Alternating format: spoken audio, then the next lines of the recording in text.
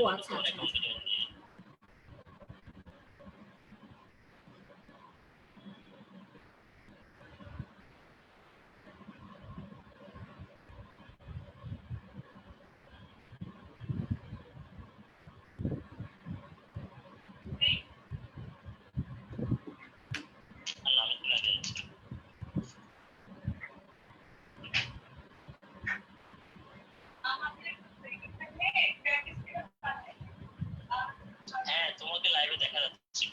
হ্যাঁ ভাই এখন কি করব? হ্যালো জি ভাইয়া। হ্যাঁ ভাইয়া শুরু করো তুমি। হ্যাঁ হ্যাঁ শুরু করো, লাইভে দেখা যাচ্ছে শোনা যাচ্ছে, শুরু করো তুমি। আমি যখন জুমে যাব এখন শুরু করার জন্য আমাকে কি করতে হবে? ওখানে কোনো কিছু ক্লিক করতে হবে? না না কিছু করতে হবে না, তোমাকে দেখা যাচ্ছে এবং তোমার কথা শোনা যাচ্ছে, তুমি লাইভে কথা বলো আর কি। আর মোবাইলে তুমি কমেন্ট দেখো, দেখো আমি একটু কমেন্ট করছি ওয়াচিং। ভাই আমি যখন জুমে ব্যাক করব তখন জাস্ট আমি শর্টকাট বার থেকে গেলেই তো হবে না? হ্যাঁ হ্যাঁ হ্যাঁ শুরু করো। স্ক্রিন শেয়ারটা নিচে শুধু স্ক্রিন শেয়ার দিলে তোমার স্ক্রিন চলে যাবে। আমি কি এখন ফেসবুক থেকে শুরু করব নাকি জুমটাতে চলে যাব? না না না তোমাকে এখন দেখা যাচ্ছে, তোমার স্ক্রিনে তো জুম দেখা যাচ্ছে না? আমার স্ক্রিনে ফেসবুকটা দেখা যাচ্ছে। তোমার হ্যাঁ হ্যাঁ এই জন্য তোমার নিচের দিকে জুম অ্যাপ আছে না? জুমে চলে যাব আমি এখন। হ্যাঁ হ্যাঁ জুমে ক্লিক করলে ওটাতে চলে যাবে, ওটা দিয়ে তুমি কন্টিনিউ করবা। হ্যাঁ হ্যাঁ হ্যাঁ হ্যাঁ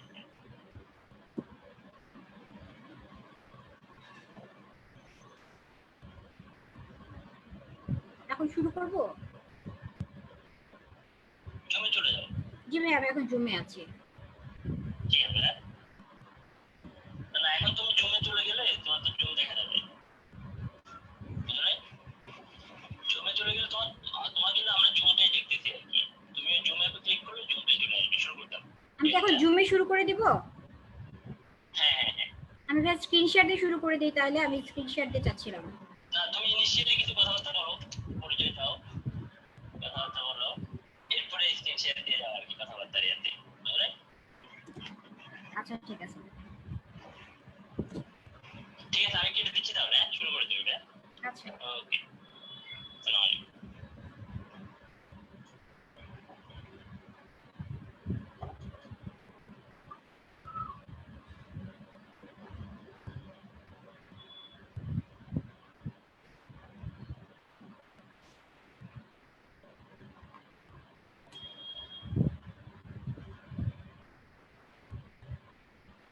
Hello, good soul. Assalamu alaikum. It's Dr. Saima Islam.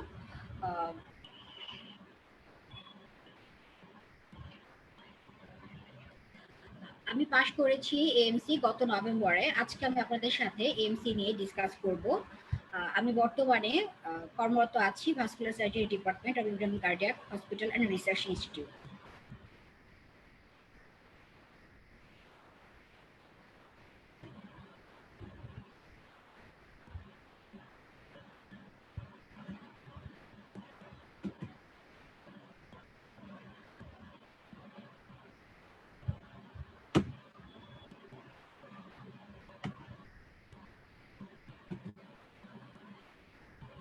Australia নামটা শুনলে আমাদের প্রথমে মনে হয় যে ওশেনিয়া মহাদেশে অবস্থিত একটি প্রাকৃতিক নৈসর্গের একটি দেশ।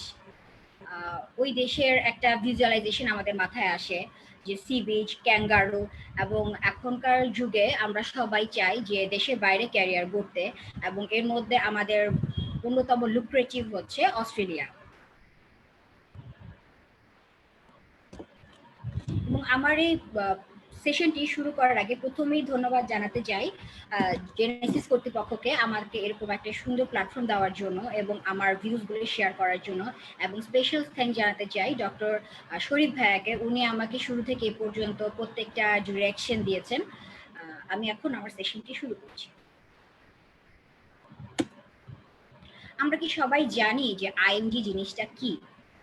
IMG stands for international medical graduate. বর্তমানে ইন্টারন্যাশনাল মেডিকেল গ্র্যাজুয়েট আমরা যারা, তারা যে কয়েকটা দেশ চুজ করি ক্যারিয়ারের জন্য, একটা হচ্ছে ইংল্যান্ড, অস্ট্রেলিয়া অ্যান্ড আমেরিকা আমাদের প্রথম পছন্দের মধ্যে। এছাড়া আছে কানাডা এবং আয়ারল্যান্ড। আইএমজিদের জন্য এখন মোস্ট লুক্রেটিভ আমার আলোচ্য বিষয় অস্ট্রেলিয়ায় ক্যারিয়ার আমরা কিভাবে করব। So why to choose Australia? আমি প্রথমে একটা আমাদের জিনিস দেখাবো, কম্পারিজন দেখাবো প্ল্যাব, এএমসি আর ইউএসএমএল মধ্যে। প্রথমে আমরা দেখতে পাই কস্টিং। এএমসি এক্সপেন্সিভ একটা exam comparative to PLAB. USMLE also expensive exam. Salary যদি আমরা দেখি, এএমসি এবং ইউএসএমএলিতে স্যালারিটা অনেক ভালো ওরা প্রোভাইড করে। জব ফ্যাসিলিটিস যদি আমরা দেখি, প্ল্যাবে ইদানিং হচ্ছে কিছু বেড়েছে এবং এএমসিতে অ্যাভারেজ অ্যান্ড ইউএসএমএলিতে অ্যাভারেজ। ম্যাচিং ইস্যু, এএমসিতে কোনো ম্যাচিং ইস্যু লাগে না, প্ল্যাবেও লাগে না, এবং ইউএসএমএলিতে ম্যাচিং ইস্যু একটা vital factor. Quality of life, আমরা সবাই জানি যে বিশ্বে যে কয়টা শহর আছে এর মধ্যে অস্ট্রেলিয়ার সিডনি হচ্ছে অন্যতম। সবাই চায় এসব শহরগুলোতে লাইফ স্পেন্ড করতে। তো কোয়ালিটি অফ লাইফের ক্ষেত্রে অস্ট্রেলিয়া হচ্ছে এক্সেলেন্ট। ভিসা রিজেকশন যেটা হচ্ছে অস্ট্রেলিয়ার ক্ষেত্রে কম, ইউএসএমএলির ক্ষেত্রে বেশি। পার্ট অফ এক্সাম যদি দেখি, এমসি 2টা পার্টে হয়, প্ল্যাব 2টা পার্টে হয়, অ্যান্ড ইউএসএমএলি 4টা পার্টে হয়। পপুলারিটির যদি দিক দিয়ে দেখি, PLAB and USMLE more popular than AMC. First job takes time, এএমসির ক্ষেত্রে অ্যাভারেজ টাইম লাগে, ইউএসএমএলির ক্ষেত্রে বেশি টাইম লাগে, আর প্লাবের ক্ষেত্রে জবটা তাড়াতাড়ি সিকিউর করা যায়। এন্ড অফ ট্রেনিং, প্লাবে প্লাব পাস করার পরে বা এএমসি পাস করার পরে ডিরেক্টলি কোনো ট্রেনিং পোস্টে পাওয়া যায় না, যেটা ইউএসএমএলির ক্ষেত্রে পাওয়া যায়। ওয়ার্কিং আওয়ার যদি আমরা দেখি, এএমসির ক্ষেত্রে ওয়ার্কিং আওয়ারটা কম, প্লাবের ক্ষেত্রে কম, এবং ইউএসএমএলির ক্ষেত্রে বেশি। পার্ট 1 পাস করার পরে ভ্যালিডিটি কতদিন? প্ল্যাব অ্যান্ড ইউএসএমএলির ক্ষেত্রে একটা নির্দিষ্ট টাইম লিমিট থাকে, যেটা এএমসির ক্ষেত্রে টাইম লিমিটটা নেই। Does experience matter? MC pass করার পরে জব করার জন্য কি আমার এক্সপিরিয়েন্স লাগবে কিনা? এমসির ক্ষেত্রে এক্সপিরিয়েন্স লাগে, যেটা আমি পরবর্তীতে আবার বলবো যে কত বছরের এক্সপিরিয়েন্স লাগবে বা ক্লিনিক্যাল গ্যাপ থাকা যাবে না, সেটা নিয়ে আমি আলোচনা করছি পরে। ইজি টু পাস, এএমসিটা অ্যাভারেজ, ইউএসএমএলিটা হার্ড, অ্যান্ড প্লাবটা কম্পারেটিভলি ইজি আমরা জানি। বাট নাওয়া ডেজ এএমসিটা হচ্ছে গিয়ে কয়দিন পরে যদি ইউএসএমএলিকে ছাড়িয়ে যায় অবাক হওয়ার কিছু থাকবে না। এবং এমসিটা যতটুকু না হার্ড বা অ্যাভারেজ, এটা মোর ট্রিকিয়ার একটা এক্সাম। আর স্কোর ম্যাটার করে কিনা, প্লাব অ্যান্ড এএমসিতে স্কোরটা ম্যাটার করে না, বাট ইউএসএমএলিতে স্কোর ম্যাটার করে। So road to AMC. So AMC মানে হচ্ছে অস্ট্রেলিয়ান মেডিকেল কাউন্সিল। এটার কতগুলো পাথওয়ে আছে, 4টা পাথওয়ে। এর মধ্যে প্রথমটা হচ্ছে যারা অস্ট্রেলিয়ায় আমাদের এমবিবিএস ইকুইভ্যালেন্ট যে ডিগ্রিগুলো আছে সেগুলো থেকে পাশ করে অস্ট্রেলিয়া এবং নিউজিল্যান্ড, তারা হচ্ছে সাথে সাথে হেলথ সিস্টেমের সাথে কানেক্টেড হয়ে যায়। এছাড়া আদার যে 3টা পাথওয়ে আছে, standard pathway, competent pathway, specialist pathway, আমি এই স্টেপ বাই স্টেপ প্রত্যেকটা পাথওয়ে নিয়ে বলবো। ফার্স্টে আমরা আসি স্ট্যান্ডার্ড পাথওয়ে। আমরা যারা আইএমজি ইন্টারন্যাশনাল মেডিকেল গ্র্যাজুয়েট, তাদের জন্য স্ট্যান্ডার্ড পাথওয়েটা হচ্ছে সবচেয়ে ইজি এবং রিলায়েবল, এবং ইজিলি আমি কোপ আপ করতে পারবো অস্ট্রেলিয়ার যে হেলথ সিস্টেমটা। অস্ট্রেলিয়ার হেলথ সিস্টেমটা অ্যাকচুয়ালি অনেক বেশি কমপ্লেক্স একটা জিনিস। এটা আমরা স্টেপ বাই স্টেপ যখন আমরা ঢুকি তখন আমরা বুঝতে পারি। তবে ইনিশিয়ালি যে পাথওয়েগুলো আছে তার মধ্যে স্ট্যান্ডার্ড পাথওয়েটা সবচেয়ে বেশি ইজিয়ার, কারণ এখানে এমসি পার্ট 1 এবং এমসি পার্ট 2 দিলেই সাথে সাথে কানেক্টেড হওয়া যায়, এবং এমসি পার্ট 1 দিলেই হচ্ছে জবের জন্য অ্যাপ্লাই করা যায়। স্ট্যান্ডার্ড পাথওয়ের জন্য যে ইনিশিয়াল রিকোয়ারমেন্টস গুলো লাগে, সেগুলো হচ্ছে EPIC verification, AMC portfolio, then exam date booking. EPIC verification জিনিসটা কি? এপিক ভেরিফিকেশন হচ্ছে electronic portal international credential verification. এই এপিক ভেরিফিকেশনটা ইন্টারন্যাশনাল যে কোনো এক্সামিনেশন দিতে বা যে কোনো দেশের আমার লাইসেন্স এক্সাম পেতে লাগে, যেটা আমাকে আইএমজি হিসেবে, ইন্টারন্যাশনাল মেডিকেল গ্র্যাজুয়েট হিসেবে আমাকে একটা পরিচিতি দেয়, এবং সেটা কতগুলো ভেরিফিকেশন স্টেপ থাকে। প্রাইমারি ভেরিফিকেশন হয়, যেটা হচ্ছে ওরা ওদের যে ওয়েবসাইটটা থাকে সেখানে গিয়ে আমাকে একটা অ্যাকাউন্ট খুলতে হয়, সেখানে আমার পাসপোর্ট দিতে হয়, স্ক্যান পাসপোর্ট, স্ক্যান ছবি দিতে হয়, এবং সাথে হচ্ছে সিগনেচার থাকে, এবং আমার একটা ভার্সিটির যে সার্টিফিকেট সেটা আমাকে আপলোড করতে হয়, এবং স্টেপ বাই স্টেপ প্রতিটা জিনিস ওদের ওয়েবসাইটে সুন্দরভাবে দেওয়া থাকে। নেক্সট ওরা আমাকে একটা মেল পাঠায়, জুম লিঙ্ক পাঠায়, সেখান দিয়ে ওরা অ্যাকচুয়ালি দেখে যে আমি সেই পার্সনটা কিনা যে আমি অ্যাপ্লাই করেছি। তারপরে সেকেন্ড যে স্টেপটা থাকে এপিক ভেরিফিকেশনের, তারা আমার যেই করেসপন্ডিং যে ভার্সিটি, সেই ভার্সিটির যে হেড তার কাছ থেকে একটা ভেরিফিকেশন রিমার্কস নেয়, যেটা হচ্ছে গিয়ে চলে আসে। আমারও চলে এসেছিল এফএমসি থেকে, আমি যেহেতু পাস করেছি আমার G2 ট্রেনিং কোডের এখানে চলে এসেছিল, আমাদের কমান্ডেন্ট স্যার অ্যাপ্রুভ দিয়েছেন। সেক্ষেত্রে রেসপেক্টিভ ভার্সিটিতে যারা ডিরেক্টর আছেন তারা সেটা অ্যাপ্রুভ দেয়। সেটা আমাকে খেয়াল রাখতে হয়, যে আমাদেরকে খেয়াল রাখতে হবে যে কখন এটা আসছে। ইউজুয়ালি 1.5 থেকে 2 মাসের মধ্যেই এটা পাওয়া যায়। তারপর আমাকে যেটা করতে হবে সেটা, আমাকে এটা একটা এয়ার মেইল করতে হবে। ওরা সব প্রসেসিংটা দিয়ে দেয় যে আমি কোন ঠিকানায় এয়ার মেইল করবো, তারপর ওরা আমাকে মেইল দিবে। এই এপিক ভেরিফিকেশনের পরেই আমি হচ্ছে ইন্টারন্যাশনাল গ্রাজুয়েট হিসেবে অলরেডি আইডেন্টিফাইড ওদের কাছে। নেক্সট যে স্টেপটা সেটা হচ্ছে এএমসি পোর্টফোলিও।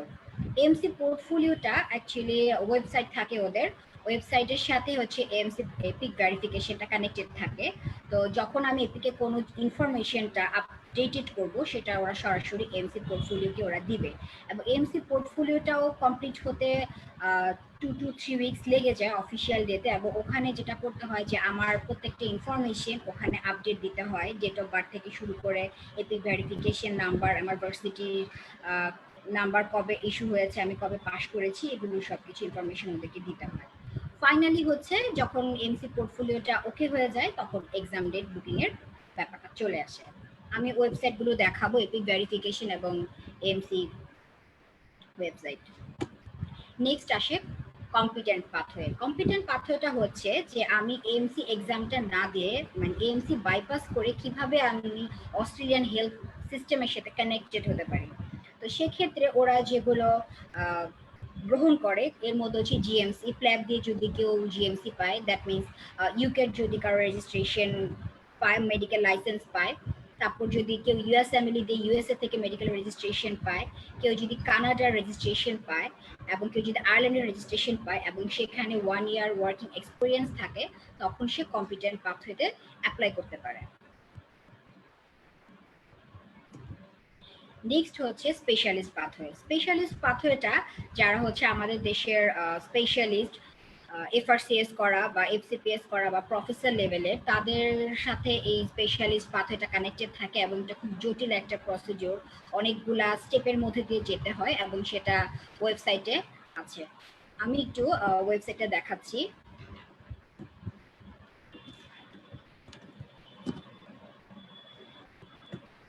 amc.org.au যদি আমি গুগল করি, সেখানে হচ্ছে আমি এই দেখতে পাবো যে ওয়েবসাইটটা, এই ওয়েবসাইটের মধ্যে প্রত্যেকটা জিনিস সুন্দরভাবে ডিসক্রিপশন দেওয়া আছে। প্রত্যেকটা প্রসিডিউর, প্রত্যেকটা ক্যান্ডিডেট কিভাবে অ্যাপ্রোচ করবে সবকিছুই দেওয়া আছে। এবং কেউ যদি এক্সামিনেশনের আগে, স্পেশালি এএমসি এক্সামিনেশনের আগে কেউ যদি ট্রায়াল মক টেস্ট দিতে চায়, সেখানেও সে ব্যবস্থাটা আছে। এবং এখানে দেখা যাচ্ছে এমসিকিউ রেজাল্ট, ক্লিনিকের রেজাল্ট, এগুলো সবকিছুই এখান থেকে পাওয়া যাবে তথ্য। এবং আদার্স যে অ্যাডিশনাল ইনফরমেশন, সেটাও এখান থেকে পাওয়া যাবে। নেক্সট আমি দেখাচ্ছি এপিক যে ওয়েবসাইটটা, electronic portfolio of international credential, যেটা system concern of ECFMG, electronic credential for medical graduate. এটা আমাদের যারা ইউএসএমএল-এর সাথে জানি আমরা, তারা দেখেছি যে এটার মধ্যেও এপিকটা লাগে, এবং ওটা একটা সিস্টেম কনসার্ন, একটা আরেকটার সাথে ইন্টারকানেক্টেড। এখানেও খুব সহজেই আমরা লগ ইন করতে পারি। Login to your account, establish an অ্যাকাউন্টে দিয়ে আমরা স্টেপ বাই স্টেপ ওরা আমাকে বলবে যে কি কি লাগবে, এবং এখানে কিছু ম্যানুয়াল ইউজার গাইডলাইন থাকে বা ম্যানুয়াল থাকে, সেগুলো আমরা দেখে নিতে পারবো।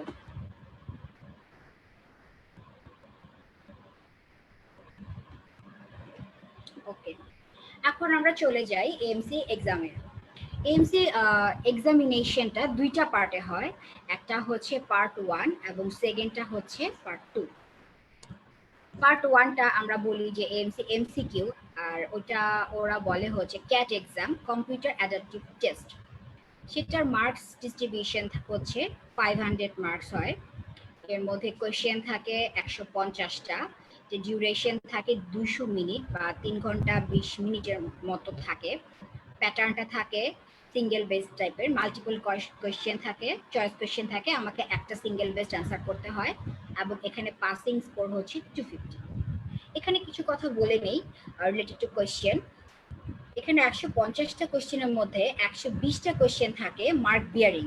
দ্যাট মিনস 120টা কোশ্চেনের মধ্যে আমাকে মার্কস দিবে, যে বাকি 30টা কোশ্চেন থাকবে এই 30টা কোশ্চেনে কোনো মার্কস থাকবে না। এই 30টা কোশ্চেনকে বলা হয় পাইলট কোশ্চেন। এবং এই পাইলট কোশ্চেন কোনগুলো 150টার মধ্যে ইউজুয়ালি কেউই বলতে পারে না, এবং 150টা কোশ্চেনের কোনটার মার্ক কত থাকতে পারে সেটাও কেউ জানে না। ওরা খুব কমপ্লেক্স প্রসিডিউরের মাধ্যমে, ওরা অ্যাকচুয়ালি পার্সেন্টাইলের মাধ্যমে জিনিসটা বের করে যে কতজন রাইট অ্যান্সার দিল সেটার উপর ডিপেন্ড করে।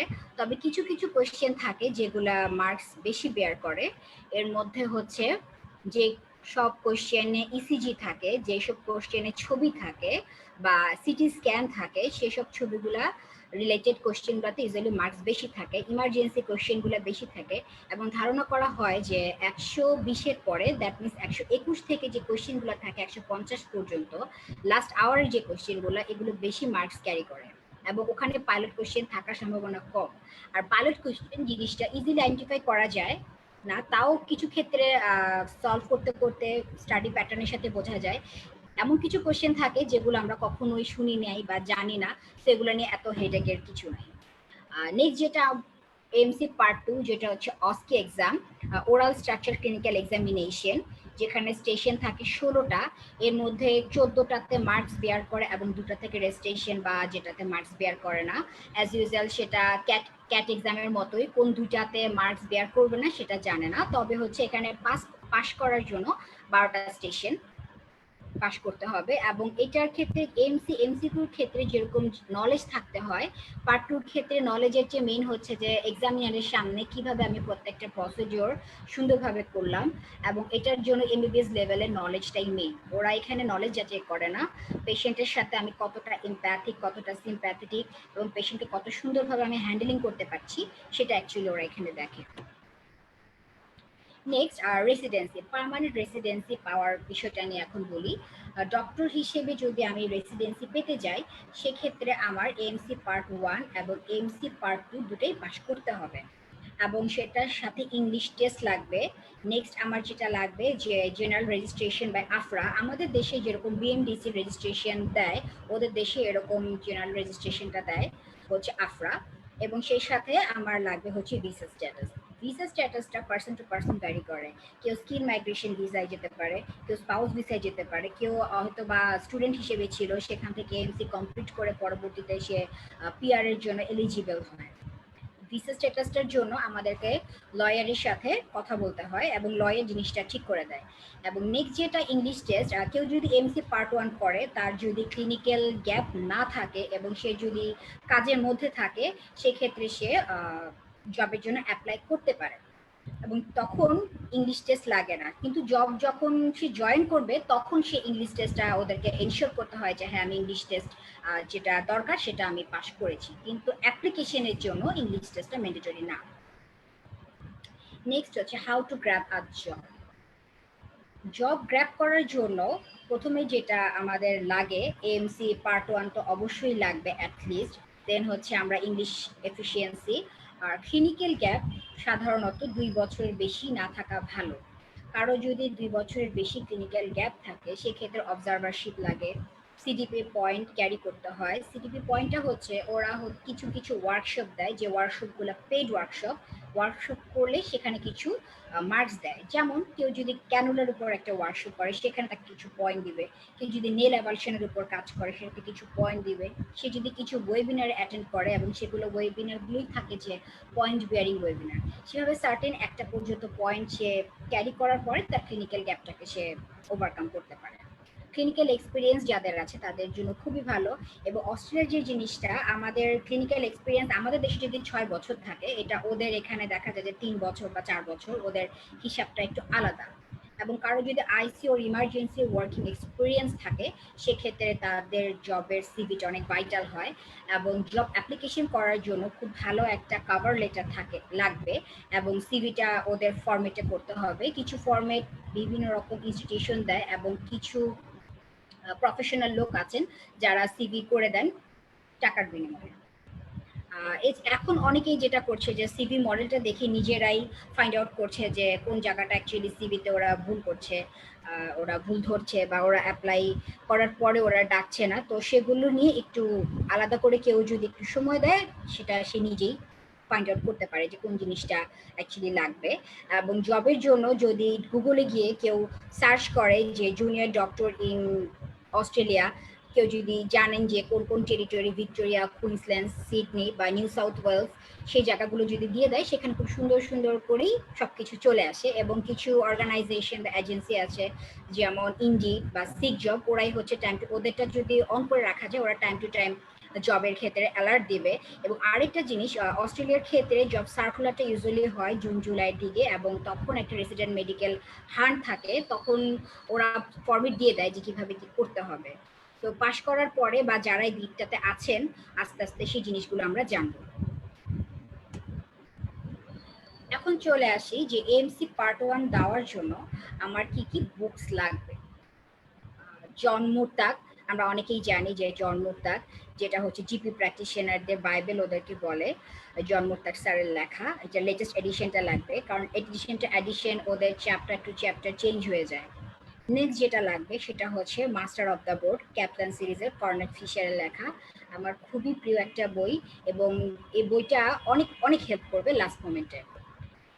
নেক্সট যেটা লাগবে, 7 বছর আগে লেখা বা অনেক বছর ধরেই চলে আসা যে হ্যান্ডবুক অফ এমসিকিউ, যেটা ব্লু বুক নামে পরিচিত। এই বইটা নিয়ে আমি আবারও বলবো পরে। এছাড়া যে বইগুলো লাগবে, Kaplan series for surgery, Kaplan series for গাইনিয়ান obs, paediatrics, psychiatry, 100 cases of ethics. অনেকে গাইনিয়ান অপসের জন্য লিলিয়ান জোন্স বইটা বলেন, সার্জারির জন্য ট্রিজেন্ডা বইটা বলেন। লিলিয়ান জোন্স রাখা যেতে পারে, তবে ট্রিজেন্ডা বইটা একটু টাফ, আর না পড়াটাই বেটার। এছাড়া কিছু ইসিজি জন্য আমরা আবদুল্লাহ স্যারের বইটা দেখতে পারি, ছবির জন্য, এক্সরের জন্য আবদুল্লাহ স্যারের বইটা যদি আমরা প্র্যাকটিস করি, ইজ মোর দেন এনাফ। আরো কিছু কিছু ওয়েবসাইট আছে, কিছু বই আছে, যেমন আমরা ডেভিডসন, ওরা অথরাইজ, বেলিয়ান লাভের রেফারেন্সটা অথরাইজড, এবং ওদের যে ওয়েবসাইট এটার মধ্যে হচ্ছে দেওয়া আছে ডেভিডসন, বেলিয়ান লাভ। এছাড়া আমরা হেল্প নিতে পারি অক্সফোর্ড মেডিসিন কিছু কনসেপ্ট ক্লিয়ার করার জন্য। এছাড়া সাইকিয়াট্রিও কাপলান সিরিজ পড়তে হবে। 100 কেসেস অফ ইথিক্স একটা বই আছে কাপলান সিরিজে, ওটা পড়তে হবে। আর ওয়েব সিরিজ কিছু আছে ওয়েবসাইট, যেমন ওদের ক্ষেত্রে Royal Australian College of GG practitioner, ওদের জন্য একটা ওয়েবসাইট আছে। সেই ওয়েবসাইটে যদি আমরা সার্চ দিয়ে দিই এনি টপিক পড়ি, এটা আমাদের অনেক বেশি হেল্পফুল। আমি নিজেও জন মুরতাগের সিলেক্টেড টপিক ছাড়া খুব বেশি একটা পড়িনি, আর সিজিপি আমাকে খুবই হেল্প করেছে। এছাড়া হচ্ছে আরসিএইচ, রয়্যাল কলেজ চিলড্রেনের জন্য যেই ওয়েবসাইটটা। এছাড়া আমরা অনেকে পরিচিত মেড বুলেটস, অ্যাম্বুশ, এগুলোর সাথে কাপলান সিরিজ বা ক্ষেত্রে আমরা যে বা ইউএসএমএল দিতে হলে আমরা যে ওয়েবসাইটগুলো দেখি, সেটার ক্ষেত্রে অনেক কনসেপ্টই ক্লিয়ার করে দিবে মেড বুলেটসে। আর আদার কিছু জিনিস লাগবে, সেটা হচ্ছে রেড বুক, যেটা হচ্ছে ওদের দেশের টাইম টু টাইম এটা আপডেটেড হয়। আমরা যে স্ক্রিনিং যে জিনিসগুলো like cancer screening, prostate cancer screening, breast cancer screening বা জিডিএম বা ডায়াবেটিসের ক্ষেত্রে যে গাইডলাইনগুলো ওরা স্ট্রিক্টলি ফলো করে সেটার জন্য। এছাড়া কিছু অস্ট্রেলিয়ান গাইডলাইন আছে। অস্ট্রেলিয়ানদের ব্যাপারগুলো হচ্ছে একটু অন্যরকম। আমরা যেমন ইউকের গাইডলাইন কিছু ওরা মানবে, কিছু মানবে না। আমেরিকান হার্ট সোসাইটির কিছু গাইডলাইন ওরা মানবে, কিছু মানবে না। সো অজি কিছু গাইডলাইন আছে, সার্চ দিলেই পাওয়া যায়, সেই গাইডলাইনগুলো আমাদেরকে দেখতে হবে এবং আপডেটেড থাকতে হবে। এবং এমসির একটা জিনিস যে গাইডলাইন পড়ার অভ্যাস করতে হবে এবং টাইম টু টাইম গাইডলাইনগুলো দেখতে হবে। নেক্সট হচ্ছে, আমি যদিও আজকে পার্ট বি নিয়ে বলবো না, তবে পার্ট বির কিছু বই সম্পর্কে আমি বলে দিই। পার্ট বি এর ক্ষেত্রেও হ্যান্ডবুক অফ ক্লিনিক্যাল আছে, এবং এমসি ওয়ানে আমি যে বইগুলো পড়েছি, যেমন জন মুরতাগ এবং কাপলান সিরিজের এই জিনিসগুলোর কনসেপ্টগুলো আমার লাগবে। এছাড়া ওদের যে স্টাইলটা, যে ওরা অ্যাকচুয়ালি পেশি কীভাবে হ্যান্ডেলিং করে, ওদের যে স্টেপ, কি কোশ্চেন করতে হবে, কি করা যাবে না, সেগুলোর উপর ডিপেন্ড করে ওদের কিছু নোটস পাওয়া যায়, যেমন Karen notes, Wenzel notes, Marwan notes, এবং কিছু রিকল আছে। এবং ওদের পেশেন্ট এক্সামিনেশনটা ট্যালি ও কর্নার ভিডিওস দেখে আমরা শিখতে পারবো। Now the English test. English test নিয়ে একটু বলি যে আইএলটিএস এর ক্ষেত্রে ওদের অ্যাজ এ হোল আমার স্কোরিং লাগবে 7.5। কেউ যদি ওইটি দেয় লাগবে ব্যান্ড স্কোর বি, এবং কেউ যদি পিইটি দেয় 65 প্লাস লাগবে।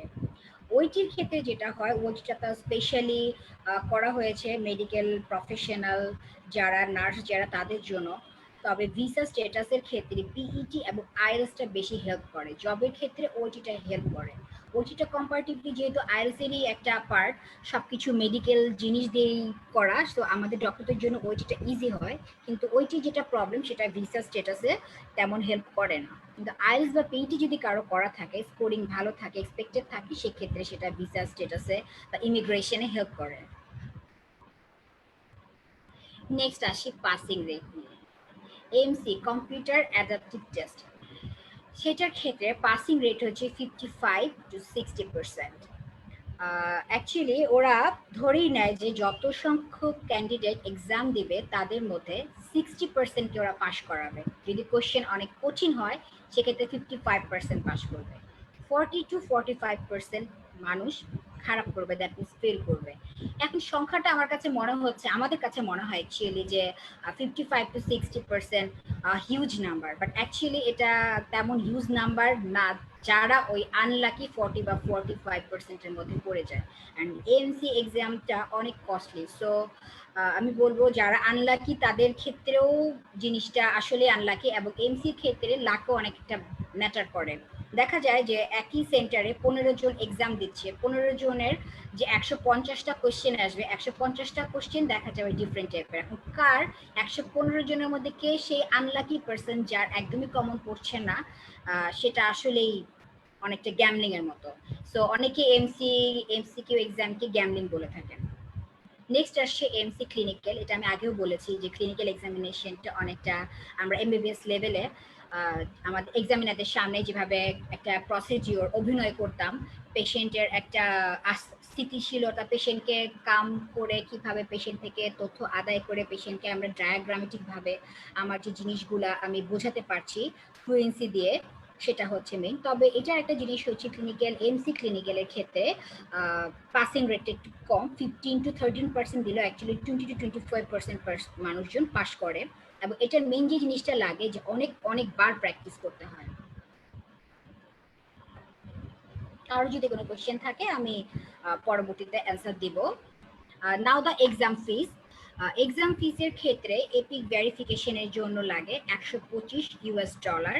সাথে যদি আমি দেখতে চাই যে আমার দেশে যে ওরা ভেরিফিকেশনের জন্য পাঠাচ্ছে, যদি আমি ট্র্যাক করতে চাই ফেডেক্স বা আদার্স কোনো এয়ার মিল দিয়ে, সেক্ষেত্রে একটা কুরিয়ার চার্জ থাকে, যেটা ওয়েবসাইটে ওরা সুন্দরভাবে প্রত্যেকটা চার্জ দিয়ে দিয়েছে। এবং এয়ার মিল যখন আমাকে আমার ডিরেক্টর বা আমাদের যে অথরিটি আমাকে ভেরিফাইড করে দেয়, সেটা আবার আমাকে ওখানে মেইল করতে হয়। আমি ডিএইচএল ইউজ করেছিলাম, ডিএইচএল ছাড়াও অনেক আছে, সেভাবে একটা চার্জ অ্যাপ্লিকেবল।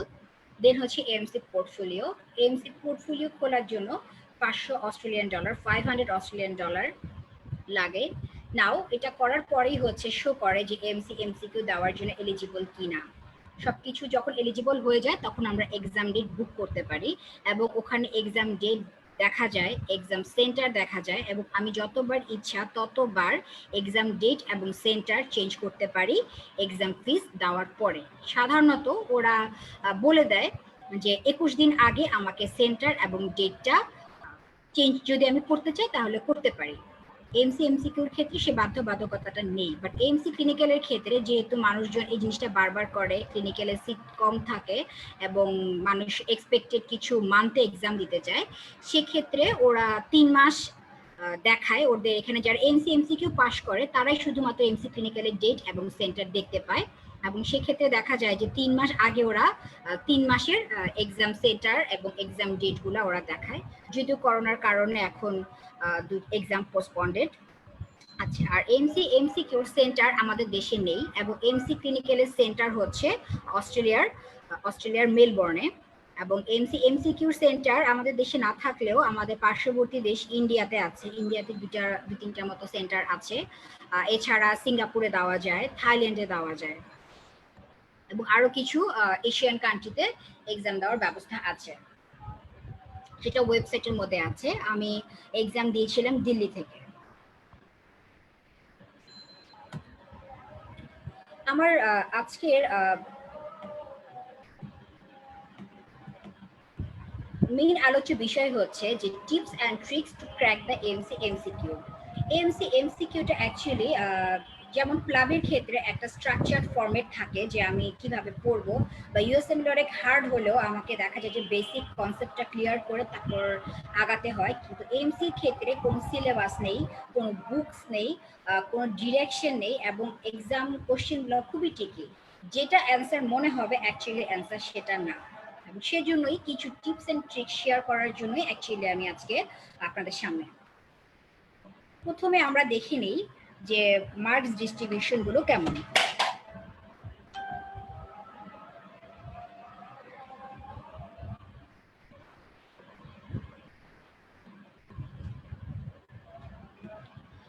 মার্কস ডিস্ট্রিবিউশনের মধ্যে যেগুলো দেখতে পাই যে যে যে টপিকগুলোর উপরে মেইনলি কোশ্চেন আসে,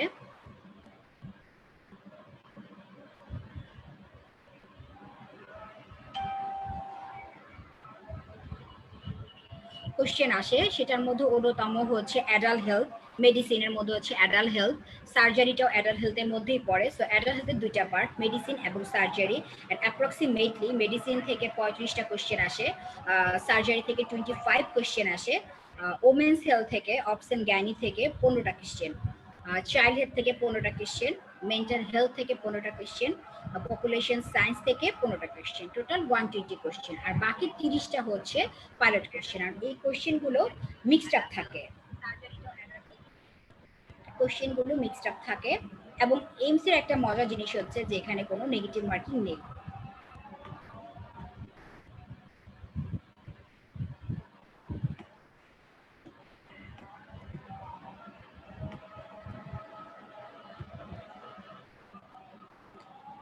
আচ্ছা, এখানে আমরা দেখতে পাচ্ছি যে অ্যাকচুয়ালি যে এএমসি কিভাবে আমাদের মার্কস ডিস্ট্রিবিউশনটা করে। এটা খুব একটা কমপ্লেক্স একটা ওয়ে, এবং এখানে পার্সেন্টাইল হিসেবে ওরা মার্কসটা দেখায়। যেমন এখানে আমরা দেখতে পাচ্ছি 250টা হচ্ছে একটা পাসিং স্কোর, এটার মধ্যেই থাকতে হবে, এবং এর উপরে যারা থাকবে তারা হচ্ছে গিয়ে ভালো ভালো করার। তবে অ্যাকচুয়ালি 25 পাওয়াটাই অনেক কষ্টের। এমনও আমি অনেকের সাথে স্টাডি করেছি বা দেখেছি যে 249 পেয়েছে, 245 পেয়েছে, 246 পেয়েছে, 250 স্কোর করতে পারেনি। তো তাদের জন্য এটা আসলে ব্ল্যাড লাক যে এত কাছাকাছি গিয়েও এমসি পাশ করা হলো না, বা এমসি নামক অথরাটাকে টাচ করা হলো না। এবং আমার অনেক ফ্রেন্ড আছে অ্যাকচুয়ালি এমসি পড়তে হলে ইন্টারন্যাশনালি অনেক বেশি কানেকশন মেনটেন করতে হবে। আমার যে একটা ফ্রেন্ড আছে তামিলিয়ান ফ্রেন্ড, ও এবার চতুর্থবারের মতো পরীক্ষা দিয়ে পাশ করলো। এবং আমার সাথে অনেক সিনিয়র আপুরাই আছেন যারা আমার সাথে প্রিপারেশন নিয়েছেন কিন্তু এখনো এক্সাম দিতে পারছেন না, বা কোনো কারণে হয়তো না প্রিপারেশনটা ভালো ছিল, ওই আনলাকি 40 মধ্যে পড়ে গিয়েছেন, যার কারণে এক্সামটা খারাপ হচ্ছে।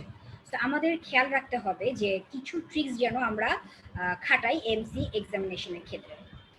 এবং এখানে দেখতে পাচ্ছি আমরা একটা পারফরমেন্স রেজাল্ট শিট, যে ওরা এক্সামিনেশন পাশ করার পরে কিভাবে প্যাটার্নটা করে।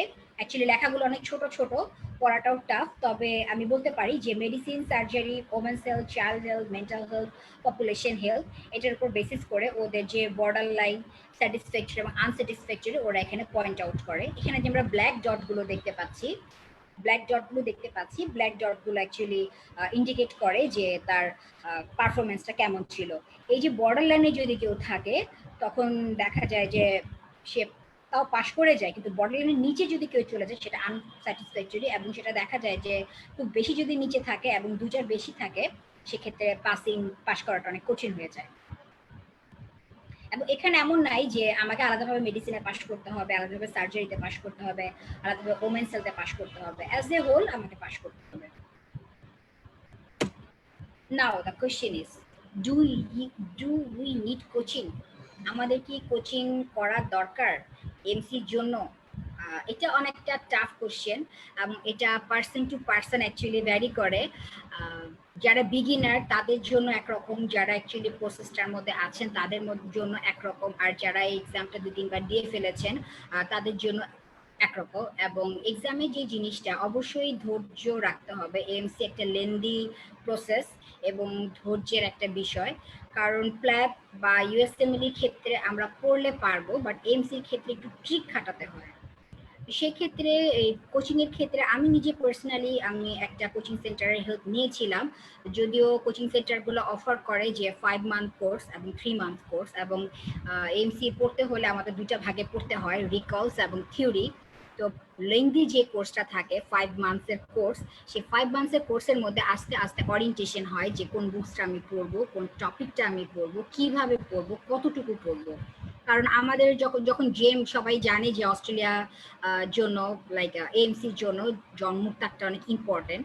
জন্মুক্তা পড়তে গেলে ইউজুয়ালি খুবই আমার কাছে খুব ভালো একটা ফিলিংস আসে না, কারণ জিপি এবং প্রথমবার পড়ার পর মনে হয় যে আল্লাহ এত ইজি জিনিস, কিন্তু অ্যাকচুয়ালি ওখানেই অনেক তথ্যগুলো থাকে, সেটা আমি আস্তে আস্তে অরিয়েন্টেশন করবো।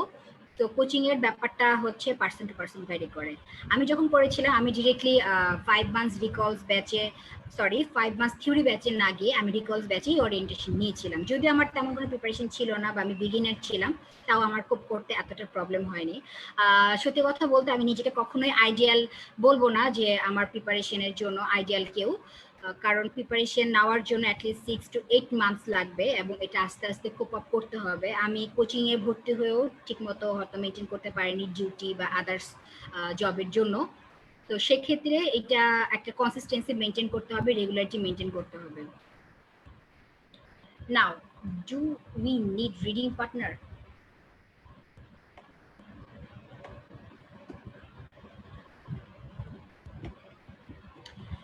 রিডিং পার্টনার জিনিসটা অ্যাকচুয়ালি এমসির জন্য মাস্ট।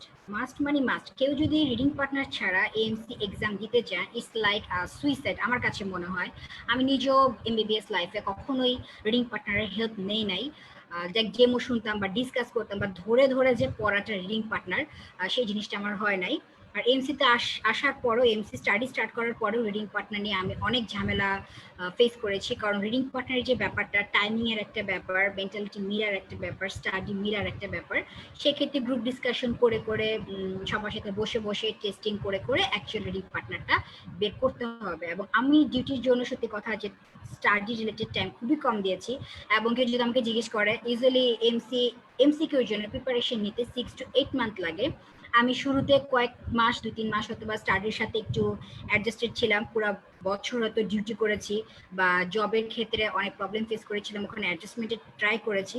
এবং টাইম টু টাইম আমার গ্রুপমেট যারা ছিল তারা হয়তো কোশ্চেন পোস্ট করছে বা তারা হয়তো আমাকে বলছে যে আজকে এই টপিকটা আমি পড়লাম, ওইটা পরবর্তী নিজে নিজে দেখেছি। এবং আমি 1 মাস শুধুমাত্র এক্সামের আগে আমি প্রিপারেশন নিয়েছি। তো এটা কখনো আইডিয়াল আমি বলবো না। এক্সামের আগে 3 মাস অ্যাটলিস্ট বাসায় পড়াশোনা করা উচিত। এবং রিডিং পার্টের ব্যাপারটা হচ্ছে 2 থেকে 3 জন মিলে একটা গ্রুপ করতে হবে, এবং একটা গ্রুপ ফেসবুক গ্রুপ হতে পারে। এবং এমসির ক্ষেত্রে যে জিনিসটা, স্কাইপি স্টাডিটা অনেক বেশি প্রচলিত। এমআরসিসির ক্ষেত্রে যেমন টেলিগ্রাম, এমসির ক্ষেত্রে স্কাইপি বা জুম এখন ক্লাস নেয়, বাট স্কাইপিটার ক্ষেত্রে স্ক্রিন শেয়ার করে ভালোই পড়াশোনা করা যায়।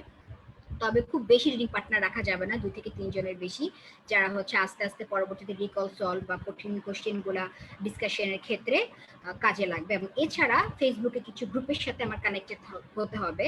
কিছু যত রকম গ্রুপ আছে সেটা আমাকে গ্রুপে সার্চ দিয়ে পাবো। এর মধ্যে সবচেয়ে ফেমাস হচ্ছে অ্যামেডেক্স একটা গ্রুপ, এবং এই গ্রুপটার প্রতি সত্যি আমি অনেক হেল্পফুল। কারণ এই গ্রুপে যারা আছেন মেম্বার, তারা প্রতিদিন কোনো কোনো পোস্ট দিচ্ছেন, তারা প্রতিদিন কোনো কোনো পোস্ট দিচ্ছেন এবং সেই পোস্ট নিয়ে আরো অনেকে সলভ করছেন। তো সেক্ষেত্রে অনেক বুস্ট আপ হয়, নিজের গিয়ার আপ হয় এবং নলেজ গ্যাদারিং হয়।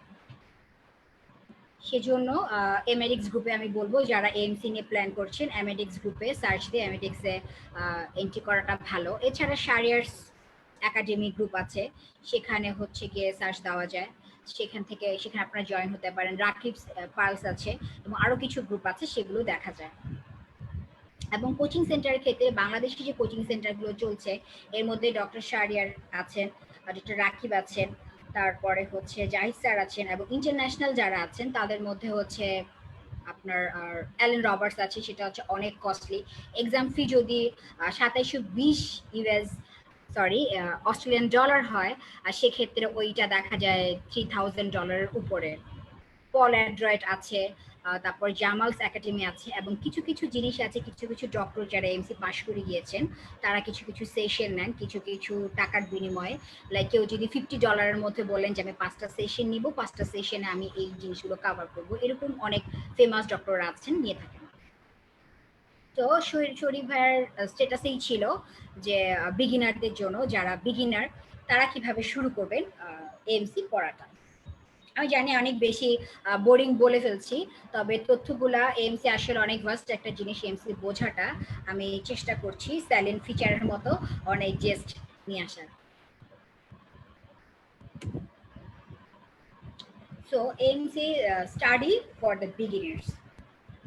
যারা বিগিনার আছেন তারা কিভাবে শুরু করবেন, বা যারা ভাবছেন, এতক্ষণ আমি মোটামুটি সবাইকে একটু ওভারভিউ দিয়েছি যে এমসির এক্সামের পার্ট কয়টা হয়, ইংলিশ টেস্টের ইম্পর্টেন্স কি, রিডিং পার্টনারের ইম্পর্টেন্স কি, তারপরে কোচিং সেন্টারে আমরা যাব কি না, এমসি ফি কেমন, এমসি আসলে অনেক একটা কঠিন একটা এক্সাম, তো এমসির জন্য খুব ভালো একটা প্রিপারেশন নিয়ে যাওয়া উচিত। আর যারা বিগিনার্স আছে তাদের জন্য আমার কিছু টিপস আছে, এবং যারা পড়ছেন তাদের জন্য, এবং যারা আনফর্চুনেটলি কোয়ালিফাই করতে পারেনি তাদের জন্য আমি আলাদাভাবে কিছু টিপস দেওয়ার চেষ্টা করব। প্রথমেই আমরা শুরু করছি বিগিনার্সদের জন্য। বিগিনার্সদের জন্য আমার প্রথম যে কথাগুলো এতক্ষণ বলেছি, মোটামুটি ওরিয়েন্টেশন হয়েছে। প্রথম হচ্ছে getting accustom to the system by visiting website. এটা খুবই খুবই ইম্পর্টেন্ট। আমি যে ওয়েবসাইটগুলো বললাম, আমি যে কথাগুলো বললাম, সেই কথাগুলো নিজে সার্চ করে দেখলে জিনিসটা আরো ভালো ইনপুট হবে। সো অস্ট্রেলিয়ান যে ওয়েবসাইটটা আছে, সেই ওয়েবসাইটে যদি আমরা ভিজিট করি, সেক্ষেত্রে আমরা জানতে পারবো যে ছবির সাইজ থেকে শুরু করে আমি কিভাবে স্টেপ বাই স্টেপ করবো, সব কিছুরা দেওয়া আছে। সেই জিনিসগুলো আমি যত বেশি ওয়েবসাইটগুলোতে যাব তত বেশি আমার নলেজ গেইন করবে। এপিক ভেরিফিকেশনের জিনিসটাও সেম, সেক্ষেত্রে আমাকে বারবার ওয়েবসাইট ঘুরে ঘুরে দেখতে হবে। নেক্সট যেটা আমি বলেছি যে ভিজিট ফেসবুক গ্রুপস। যেহেতু এখন আমাদের অনলাইনে যুগ চলে এসেছে, কোভিডের যুগ, এছাড়াও সবকিছু আমরা চাই যে হাতের মুঠোয় থাকুক, এবং ফেসবুক একটা খুব জনপ্রিয় মাধ্যম, এবং ফেসবুকে এখন আমরা অনেক স্টার রিলেটেড কাজেতে লাগাচ্ছি, এবং আমি নিজেও এখন ফেসবুক লাইভে এসেছি আপনাদের ইনফরমেশন দেওয়ার জন্য। সো ফেসবুক গ্রুপগুলোর মধ্যে এমসি রিলেটেড যতগুলো গ্রুপ আছে আপনি সার্চ দিলেই পাবেন, সেখানে আপনি ঢুকবেন। ঢোকার পরে যে গ্রুপে আপনি ঢুকছেন, আপনি এনশিওর করবেন যে সেই গ্রুপটা আপনি আইডিয়ালি ইউজ করতে জানেন কিনা। আমরা অনেকেই হয়তো বা অ্যাকাস্টম না যে ফেসবুক গ্রুপগুলো কিভাবে ইউজ করতে হয়, বা জেনেসিস যে ইউনিভার্সিটি যে গ্রুপটা আছে বা পেজটা আছে, আমরা কি জানি যে কিভাবে জিনিসটা ফ্রুটফুলি ইউজ করতে হবে।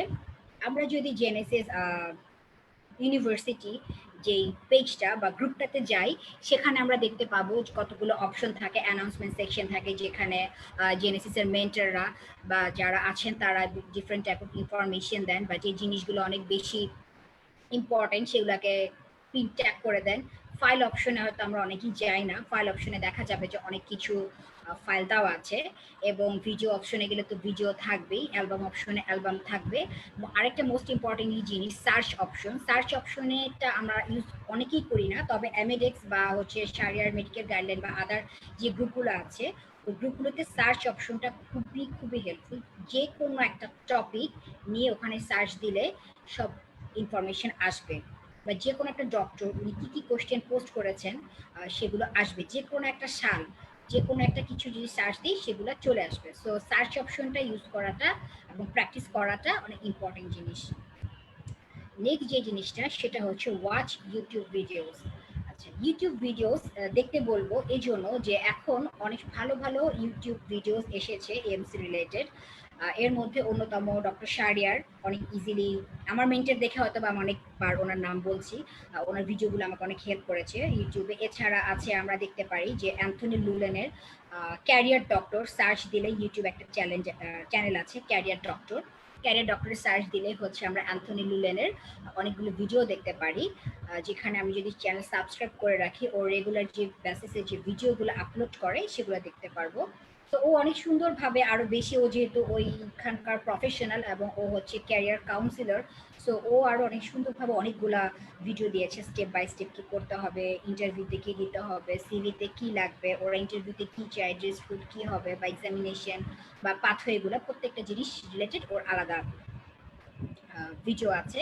এবং পাকিস্তানে এখন রিসেন্টলি একটা ডক্টর আছেন যিনি হচ্ছে ভিডিও আপলোড করেন, ওনার ক্রিক ডক নামে একটা ইউটিউব চ্যানেল আছে। উনিও রিসেন্টলি 4th টাইম অ্যাটেম্পটেড পরে এমসি পাশ করেছেন। এমসি 2 এখনো উনি দেননি, তবে এমসি পার্ট 1 এবং জব রিলেটেড অনেক ইনফরমেশন উনি ওনার চ্যানেলে দিয়েছেন। নেক্সট যেটা আসবে কালেক্ট ম্যাটেরিয়ালস। ম্যাটেরিয়াল কালেক্ট করাটা অনেক ইম্পর্টেন্ট জিনিস। শুরুতে যারা বিগিনার তারা প্রথমে বুঝবে না যে অ্যাকচুয়ালি কোন ম্যাটেরিয়ালসটা আমার জন্য দরকার। সেজন্য আইডিয়াল ওয়ে হচ্ছে যে আমি যখন যে ম্যাটেরিয়ালটা পাবো সেটা ডাউনলোড করে রাখবো।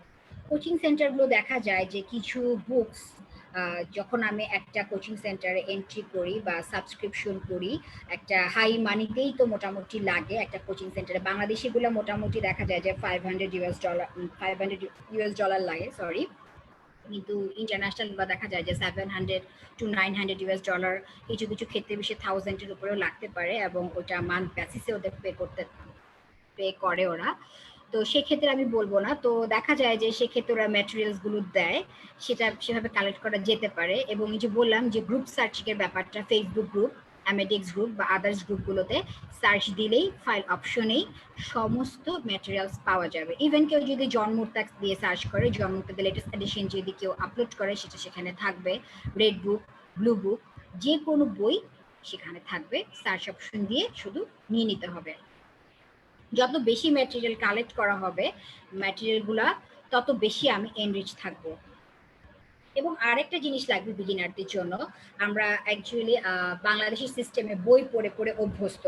আমি নিজেও বই না পড়লে, হার্ড কপি না পড়লে এতটা পড়ায় ইয়ে পাই না, মনোযোগ পাই না, বা পড়ে আরাম পাই না, কমফোর্ট জোন। বাট এক্ষেত্রে দেখা যায় যে এত এত বই এমসির জন্য পড়তে হয়, ক্লাবের জিনিস পড়তে হয়, ইউএস ফ্যামিলির জিনিস পড়তে হয়, এমসি জিনিসগুলো পড়তে হয়, গাইডলাইন পড়তে হয়, ওয়েবসাইট পড়তে হয়, এবং ডে টু ডে দেখা যায় যে ওদের অনেক কিছু চেঞ্জ হচ্ছে। তো সেক্ষেত্রে এতগুলা ফটোকপি করে নেওয়া বা পড়াটা অনেক টাফ ব্যাপার।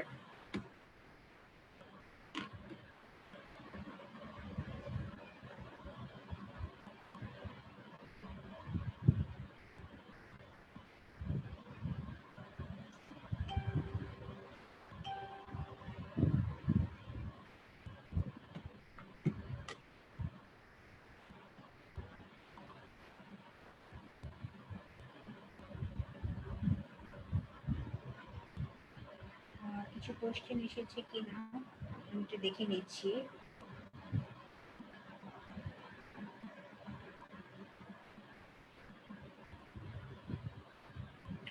একজন আমাকে কোশ্চেন করেছেন যে এএমসি ডিগ্রি কিনা। অ্যাকচুয়ালি নামের মধ্যে আছে যে AMC, Australian medical council. AMC কোনো ডিগ্রি না, এটা একটা লাইসেন্স এক্সাম।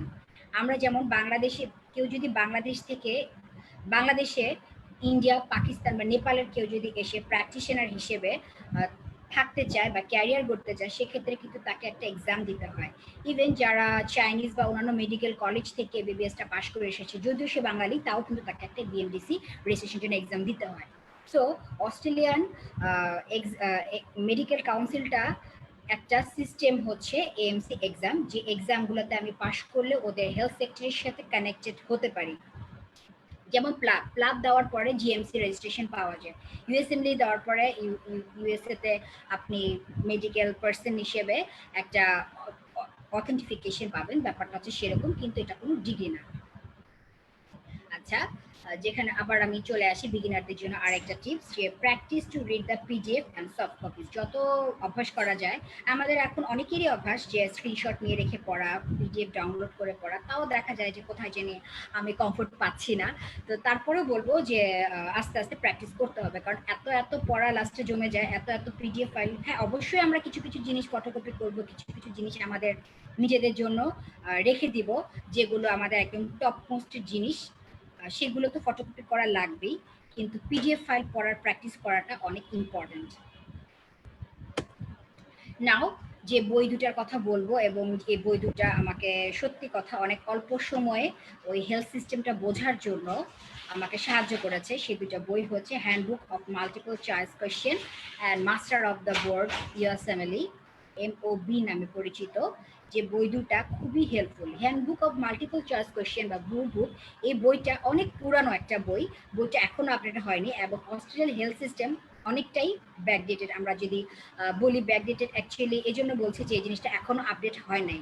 আপডেট না হলেও এই বইয়ের মধ্যে যে ইনফরমেশনগুলো আছে সেগুলো আসলে এখন পর্যন্ত ওদের সিস্টেমেই এগুলো অ্যাপ্লাই হয়। আমাদের দেশের সিস্টেমটা একরকম, ওদের দেশের সিস্টেমটা একরকম। আমাদের অস্ট্রেলিয়ান হেলথ সিস্টেমের সাথে কানেক্টেড হতে হলে আমাদের মেইনলি জানতে হবে যে অ্যাকচুয়ালি ওরা কোন জিনিসগুলো প্রেফার করছে, কোন টেস্টটা আগে আগে ওরা করছে, কোন ম্যানেজমেন্টটা আগে ওরা দিচ্ছে, ওরা পেশেন্টের কোন জিনিসটা আগে চেক করছে। যেমন ওদের দেশে কিছু ডিজিজ প্রিভ্যালেন্ট যেগুলো আমাদের দেশে নেই, আমাদের দেশে কিছু প্রিভ্যালেন্ট যেগুলো ওদের দেশে নেই। ওদের ইনফেকশিয়াস ডিজিজ কন্ট্রোল প্যাটার্ন একরকম, ওদের এথিক্সটা একরকম, ওদের সাইকেট্রি একরকম। সত্যি কথা বলতে আমরা আমাদের এমবিবিএস লেভেলে ইথিক্স এবং সাইকেট্রির উপরে এতটা ভালো নলেজ রাখি না। এবং এমসি পড়তে গিয়ে আমাকে এত এত বেশি সাইকিয়াট্রি এবং ইথিক্স জানতে হয়েছে, এবং মনে হয়েছে যে অ্যাকচুয়ালি লাস্টে যত কষ্টই হোক এমসিকিউ এক্সামটা একটা ওয়ার্দি এক্সাম ছিল, কারণ ওটার মাধ্যমে আমি ইথিক্সের অনেক জিনিসগুলো জেনেছি, সাইকিয়াট্রি অনেক দিক জেনেছি যেগুলো আমার ডে টু ডে, আমি মেডিসিনে যাই, সাইকিয়াট্রিতে ক্যারিয়ার না করি, সার্জারিতে যাই, পেডিয়াট্রিক্সে যাই, বা আমার ঘরেই আমি দেখি, সাইকিয়াট্রিটা অনেক ইম্পর্টেন্ট জিনিস। ইথিক্সের ক্ষেত্রে আমাদের দেশে সত্যি কথা বলতে যে আমরা কয়জন ডক্টর ইথিক্যাল প্র্যাকটিস করি জানি না, তবে ইথিক্সটা অনেক ইম্পর্টেন্ট জিনিস। এবং এমসিকিউতে খারাপ করার অন্যতম কারণ হচ্ছে আমরা সাইকিয়াট্রি এবং ইথিক্সের ক্ষেত্রে এতটা জোর দেই না বা বুঝতে চেষ্টা করি না যে অ্যাকচুয়ালি ওরা কি চাচ্ছে। যেমন ওদের ক্ষেত্রে ইথিক্সটা এমন থাকে যে আমি একটা পেশেন্টকে ডিল করলাম, আমাদের দেশে দেখা যায় যে আমরা পেশেন্টের যখন কনসেন্ট নেই, কনসেন্টের ক্ষেত্রে আমরা একটা পেশেন্ট পার্টির সাথে কথা বলি, পেশেন্টের সাথে কথা বলি না, বলি যে হ্যাঁ পেশেন্ট তো ডেলিভার্ড পেশেন্ট, পেশেন্ট তো কনসেন্ট দিতে পারবে না। বাট ওদের ক্ষেত্রে ব্যাপারটা এরকম না। যতক্ষণ পর্যন্ত আমি মেন্টাল স্টেটাস এক্সামিনেশন করব, একটা স্কোরিং পর্যন্ত থাকবে, হোক সে ডিমেনশিয়ার পেশেন্ট হোক বা পার্কিনসনিজমের পেশেন্ট হোক, সে যতক্ষণ পর্যন্ত নিজের ডিসিশন দিতে পারবে। ইভেন ডাউন সিনড্রোমের পেশেন্টও যদি একটা জিনিস নেওয়ার ক্ষেত্রে যে সে যদি ইগনোর করে বা সে যদি বলে যেটা নিব না, সেটা আমি তাকে জোর করে দিতে পারবো না। আবার ওদের ক্ষেত্রে কিছু গাইডলাইন আছে যে 16 বছরে ওরা কি করতে পারবে। আমাদের ক্ষেত্রে 18 বছর পর্যন্ত আমরা শিশু ধরি, কিন্তু ওদের ক্ষেত্রে গাইডলাইনটা ক্ষেত্রে বেশি আলাদা। 14-16 বছরেই দেখা যায় যে অনেক ওরা কন্ট্রাসেপশন বা আদার্স কিছু প্রিকনসেপশনাল কাউন্সিলিং এর জন্য আসবে। তো ওদের ক্ষেত্রে এই গাইডলাইন গুলোর সাথে আমাকে পরিচিত হতে হবে, যেটা আস্তে আস্তে ধীরে ধীরে আমরা হব। So handbook of multiple choice question, এই বইটা প্রথমে বিগিনারদের জন্য সত্যি কথা অনেক অনেক কষ্টের। আমার প্রথমে নিজের অনেক কষ্ট হয়েছিল এই বইটা অ্যাডজাস্ট করতে, কিন্তু এই বইটা পড়ার পরে সবাই একটা অন্যরকম কনফিডেন্স গ্রো করবে। এবং বইটা চমৎকার একটা বই। বইয়ের 3টা সেশন আছে, প্রথমে কয়েকটা কোশ্চেন আছে, মাঝখানে মিক্সড কোশ্চেন আছে, এবং মেইন কোশ্চেন শুরু হয় 300 থেকে। টোটাল 450 মতো কোশ্চেন আসে, এবং 300-এর পরে যে কোশ্চেনগুলো আছে ওখানে দেওয়াই আছে একটা ইন্ডেক্সে যে মেডিসিনে কয়টা কোশ্চেন আছে, সার্জারিতে কয়টা কোশ্চেন আছে, পিডিয়াট্রিক্সে কয়টা কোশ্চেন আছে, সাইকেট্রিক কয়টা কোশ্চেন আছে, পপুলেশন সায়েন্সে কয়টা কোশ্চেন আছে। এই কোশ্চেনগুলো ওখানে দেওয়া থাকে, এবং ওই কোশ্চেনের সলভ করলেই হবে না, ওইটা প্রত্যেকটা কমেন্ট্রি পিছনে দেওয়া আছে যে কেন এইটা ওরা চয়েস করলো, কেন এটা হবে না। ওদের দেশি জিনিসগুলো ডিফারেন্ট, পাশাপাশি নিজের দেশেও আমি জিনিসটা অ্যাপ্লাই করতে পারি, এবং ওখান থেকে অনেক নলেজ ইনক্রিজ হবে। এমন না যে এএমসি এমসিকিউর জন্য আমি হ্যান্ডবুক পড়ে গেলাম, আমার 3-4টা আমার কোশ্চেন কমন পড়বে। ধরে নিতে হবে যে কোশ্চেন কমন পড়বে না, কিন্তু ওদের যে কমেন্ট্রিগুলো থাকে সেগুলো যদি আমি ভালোভাবে আয়ত্ত করতে পারি, তাহলে আমি নিজে অনেক কোশ্চেন অ্যান্সার দেওয়ার ক্ষেত্রে কনফিডেন্স গ্রো করবো। এবং কারো যদি লাক ভালো হয় 2 থেকে 3টা কোশ্চেন হতে পারে। আমাদের দেশে পপুলেশন সায়েন্স বায়োস্ট্যাট আমরা এতটা গুরুত্ব দিই না, বাট ওদের ক্ষেত্রে পপুলেশন সায়েন্সটা অনেক গুরুত্বপূর্ণ। এবং এমসি হ্যান্ডবুকেও কিছু মডেল কোশ্চেন আছে যেগুলো সলভ করলে আমরা বুঝতে পারবো যে অ্যাকচুয়ালি ওরা কি চাচ্ছে। আর মাস্টার অফ দ্য বোর্ড থেকে বলবো যে মাস্টার অফ দ্য বোর্ড বইটা মেডিসিনে যারা তাদের মেডিসিন পোর্শনটা অনেকখানি হেল্প করবে। এছাড়া ইমার্জেন্সি সার্জারির ক্ষেত্রেও এবং লাস্টে রিভিশন দেওয়ার জন্য মাস্টার অফ দ্য বোর্ড খুবই ভালো একটা বই। কারণ এএমসি কোশ্চেনগুলো কেমন হয় পরবর্তীতে আমি দেখাবো। এই যে এমসি কোশ্চেনগুলো অ্যাকচুয়ালি হয় what is next, what is the initial test or initial management, what is the most appropriate, what is the best next step, what is the best test to do. So it's so confusing যে আমি actually কোনটা করব। এবং MC ক্ষেত্রে আমি একটা সূত্র প্রথমে বলে দিয়েছি, যে কোশ্চেনটা কোন একটা কোশ্চেন দেখে আমার মাথায় মনে হবে যে অ্যান্সার এটা, ধরে নিতে হবে যে অ্যান্সার সেটা না। এবং অ্যান্সার যদি সেটা হয়ও, তার আগে আমাকে অনেক যাচাই বাছাই করতে হবে, যে আমাকে এই জিনিসটা অ্যাকাস্টম করতে হবে যে কোনটা ইনিশিয়াল টেস্ট, কোনটা ম্যানেজমেন্ট ইনিশিয়াল, কোনটা মোস্ট অ্যাপ্রোপ্রিয়েট বলতে কি বোঝায়, বা বেস্ট নেক্সট স্টেপ বলতে কি বোঝায়, বা বেস্ট টেস্ট টু ডু বলতে কি বোঝায়। ইজিলি দেখা যায় যে বেস্ট টেস্ট টু ডু বলতে গোল্ড স্ট্যান্ডার্ড যেটা সেটা বোঝায়। টিমসে দেখা যায় কোনো একটা পেশেন্ট আসলো, পেশেন্টের কোশ্চেন দিয়ে ওরা বলে দিল যে একটা পেশেন্ট আসলো আমার কাছে ইমার্জেন্সিতে, আমি পেশেন্টের ফার্স্টে কোন জিনিসটা দেখবো বা what is the next step. Next স্টেপের ক্ষেত্রে আপনি কি পেশেন্টটাকে আগে ম্যানেজমেন্ট দিবেন নাকি পেশেন্টটাকে আগে ইনভেস্টিগেশনে পাঠাবেন? এগুলো অনেক ডাইলেমা তৈরি করে এবং অনেক কন্ট্রোভার্সিয়াল কোশ্চেন আছে যেগুলো আপনি প্র্যাকটিস করতে করতে রপ্ত করতে পারবেন। তো এই জিনিসগুলো যারা বিগিনার তাদের মাথায় ঢুকাই নিতে হবে যে what is next, initial, most appropriate, best next and best test, এগুলো কি। এগুলো আস্তে আস্তে মাথার মধ্যে কোশ্চেন দেখতে দেখতে বোঝা যাবে যে মোস্ট অ্যাপ্রোপ্রিয়েট। দেখা যায় যে অনেক কোশ্চেনের অ্যান্সার ইনিশিয়াল যেটা সেটা মোস্ট অ্যাপ্রোপ্রিয়েটও হতে পারে, আবার মোস্ট অ্যাপ্রোপ্রিয়েট হতে পারে যে ইনিশিয়ালটা দেওয়া আছে, ইনিশিয়ালের পরের স্টেপটা ওরা চাচ্ছে, বা নেক্সট বেস্ট স্টেপ ওরা একটা ম্যানেজমেন্ট করে দিয়েছে, পরবর্তীটা কি হবে। তো সেই জিনিসগুলোতে অ্যাকাস্টম হতে পারাটাই হচ্ছে মেইন, এবং এটাই হচ্ছে এমসি ট্রিকি জিনিস, এবং এটাতেই হচ্ছে মানুষজনের ভুল হয়ে যায় বা আমাদেরও ভুল হয়। আমি নিজেও হয়তো অনেক কোশ্চেনগুলো কনফিউজড হয়ে ভুল করেছি। এবার চলে যাই যে do we need to subscribe question bank. Question bank অনেকেই বলবে যে সাবস্ক্রিপশনের জন্য, এবং পপুলার মোস্ট দুটা কোশ্চেন ব্যাংক হচ্ছে AMC Q bank and Amedex Q bank.